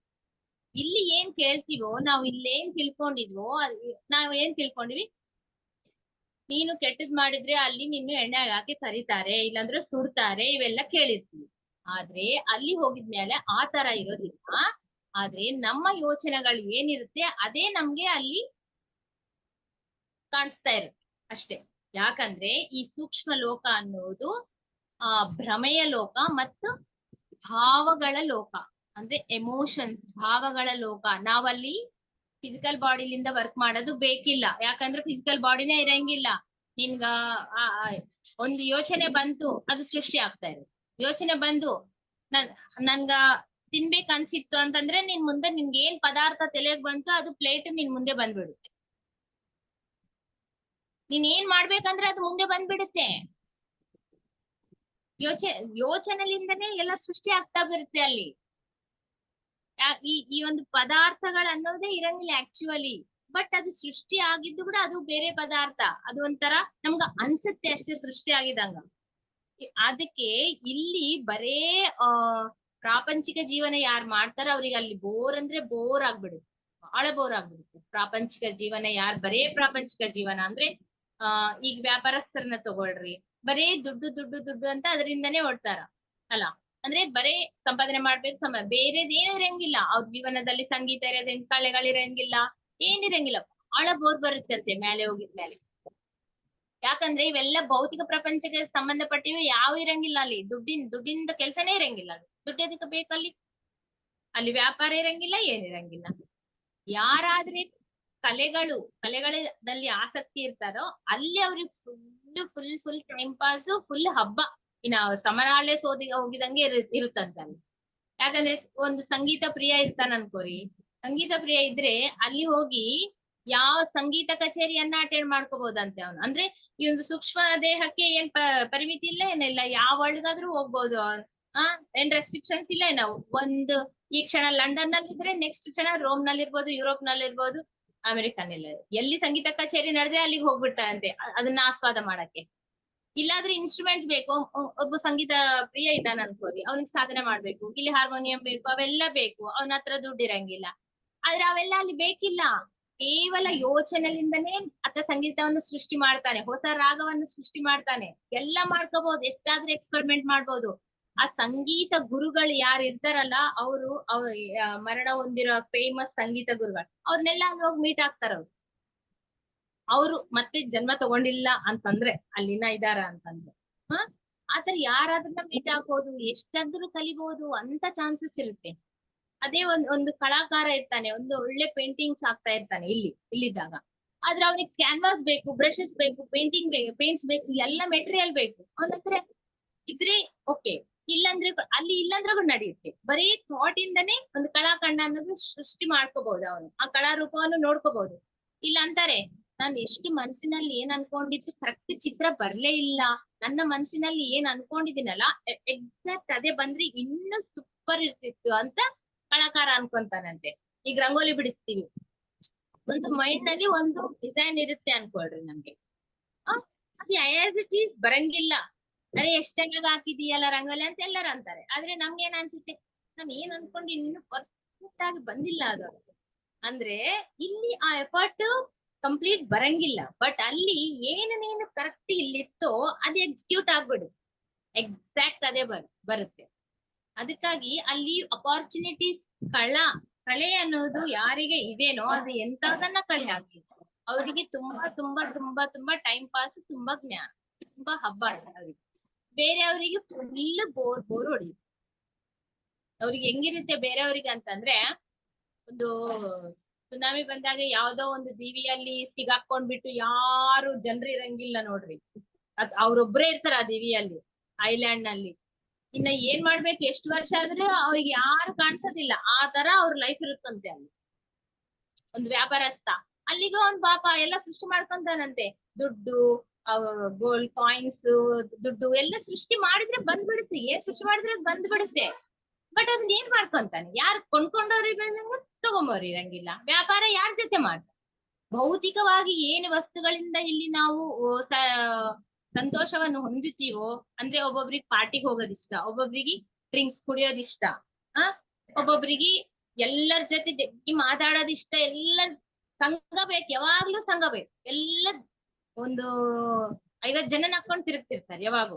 ಎಲ್ಲರ ಬಾಯಲ್ಲಿ ನೆನಿತಾ ಇರ್ತಾರ ಅವ್ರು. ಅವ್ರು ಒಳ್ಳೆಯವ್ರು ಒಳ್ಳೆಯವ್ರು ಎಲ್ಲರಿಗೂ ಮಾತಾಡಿಸ್ತಾರೆ, ಕರೆಕ್ಟೇ. ಬಟ್ ಅಲ್ಲಿ ಟೈಮ್ ಪಾಸ್, ಯಾಕಂದ್ರೆ ಇಲ್ಲೇ ಬಿಟ್ಟು ಹೋಗ್ತಾರಲ್ಲ ಎಲ್ಲರನ್ನ. ಅವ್ರೆಲ್ಲರೂ ಎಲ್ಲಿರ್ತಾರ, ಅವ್ರು ಕೂಡ ಹತ್ತೋಗ್ ಬರ್ಬೇಕು ಮ್ಯಾಲಿಗೆ ಮಾತಾಡ್ಸ್ಬೇಕಂತಂದ್ರೆ. ಅಂತವ್ರಿಬ್ರು ಫಿಸಿಕಲ್ ವರ್ಲ್ಡ್ ಜೊತೆ ಯಾರು ಜಾಸ್ತಿ ಅಟ್ಯಾಚ್ಮೆಂಟ್ ಇಟ್ಕೊಂತಾರೋ, ಫಿಸಿಕಲ್ ಮನುಷ್ಯರ ಜೊತೆ ಆಗ್ಲಿ, ವಸ್ತುಗಳ ಜೊತೆ ಆಗ್ಲಿ, ಪಾರ್ಟೀಸ್ ಜೊತೆ ಆಗ್ಲಿ, ಫಂಕ್ಷನ್ಸ್ ಜೊತೆ ಆಗ್ಲಿ, ಫುಡ್ ಜೊತೆ ಆಗ್ಲಿ, ಅವೆಲ್ಲ ಯಾವ ಇರಂಗಿಲ್ಲ. ಊಟ ಯಾವ್ದು ರುಚಿಕರವಾದ ಯಾವ್ದು ಬೇಕಾದ್ರೂ ಸೃಷ್ಟಿ ಮಾಡ್ಕೊಂತಾರೆ. ಕುಡಿಯವನು ಡ್ರಿಂಕ್ಸ್ ಸೃಷ್ಟಿ ಮಾಡ್ಕೊಂಡು ಕುಡಿತಾನೆ, ಬಟ್ ಆ ಸ್ಯಾಟಿಸ್ಫ್ಯಾಕ್ಷನ್ ಸಿಗೋದಿಲ್ಲ. ಯಾಕಂದ್ರೆ ನಾಲ್ಗೆನೇ ಇರೋದಿಲ್ಲ, ಭೌತಿಕ ದೇಹವೇ ಇರೋದಿಲ್ಲಲ್ಲ. ಕುಡ್ದಂಗೆ ಅವನು ಅನ್ಕೊಂತಾನೆ, ಫೀಲ್ ಆಗ್ತಾನೆ, ಎಲ್ಲ ಮಾಡ್ತಾನೆ, ಬಟ್ ಆ ಸ್ಯಾಟಿಸ್ಫ್ಯಾಕ್ಷನ್ ಸಿಗೋದು.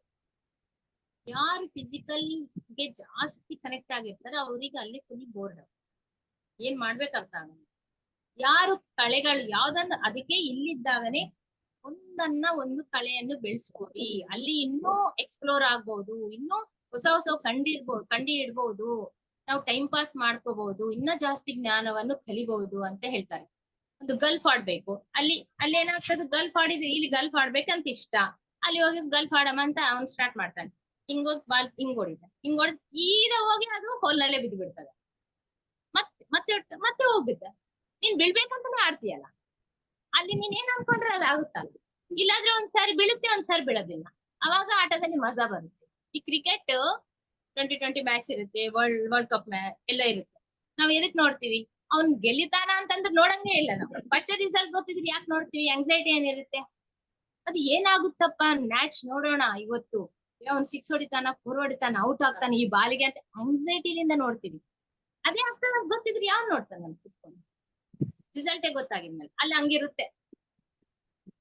ಪ್ರತಿ ಬಾಲ್ ಹೋಗಿ ಹೋಲ್ನಲ್ಲೇ ಬಿದ್ರೆ ಅವ್ನು ಎದಕ್ ಆಟ ಆಡ್ಬೇಕು, ಮಜಾನೇ ಬರೋದಿಲ್ಲ, ಹಂಗಿರುತ್ತೆ ಅಲ್ಲಿ. ಸೊ ಅದಕ್ಕೆ ನಾವು ಯಾವ್ದೋ ಒಂದು ಕಲೆ ಜೊತೆ ಕನೆಕ್ಟ್ ಆಗಿರ್ಬೇಕು. ಇಲ್ಲಿ ನಮ್ಗೆ ಚಾನ್ಸ್ ಸಿಗ್ಲಿಲ್ಲ. ಒಬ್ಬೊಬ್ರು ಅಂತಾರೆ, ನಮ್ಗೆ ವೀಣಾ ಕಲಿಬೇಕಂತಿತ್ತು, ನಾನ್ ಸಣ್ಣವಳಿದ್ದಾಗಿಂದ ಕಾಣಿಸಿತ್ತು, ನಾನ್ ಡ್ಯಾನ್ಸ್ ಕಲಿಬೇಕಿತ್ತು, ಭರತನಾಟ್ಯಂ ಕಲಿಬೇಕಂತ ಇತ್ತು, ನಮ್ ಪೇರೆಂಟ್ಸ್ ಕಲ್ಸೇ ಇಲ್ಲ, ಆಮೇಲೆ ನನ್ಗ ಮಕ್ಳಾದ್ರು, ನನ್ಗ ಹೋಗಕ್ ಚಾನ್ಸಸ್ ಸಿಗ್ಲಿಲ್ಲ, ಆಮೇಲೆ ನನ್ಗೆ ಇನ್ಸ್ಟ್ರೂಮೆಂಟ್ ಸಿಗ್ಲಿಲ್ಲ. ಒಬ್ಬೊಬ್ರಿಗೆ ಒಂದೊಂದು ಕೋರಿಕ ಅಂತೂ ಇದ್ಬಿಡ್ತು, ಯಾವ್ದೋ ಒಂದಿದೆ, ಅದು ಆಗಿರಂಗಿಲ್ಲ, ಒಬ್ಬೊಬ್ರಿಗೆ ಆಗಿರುತ್ತೆ. ಅಂತವ್ರಿಗೆಲ್ಲ ಸೂಪರ್ ಚಾನ್ಸ್ ಮೇಲೆ ಏನ್ ಬೇಕಾದ್ರೂ ಮಾಡ್ಕೋಬಹುದು. ಇಲ್ಲಿ ಸಿಗ್ಲಾರ್ದೆಲ್ಲ ಕೋರಿಕೆಗಳು ಅಲ್ಲಿ ತೀರ್ಸ್ಕೊಂಡು ಹಂಗಿರುತ್ತೆ ಸೂಕ್ಷ್ಮ ಲೋಕ, ಅಷ್ಟು ಅದ್ಭುತವಾಗಿದೆ.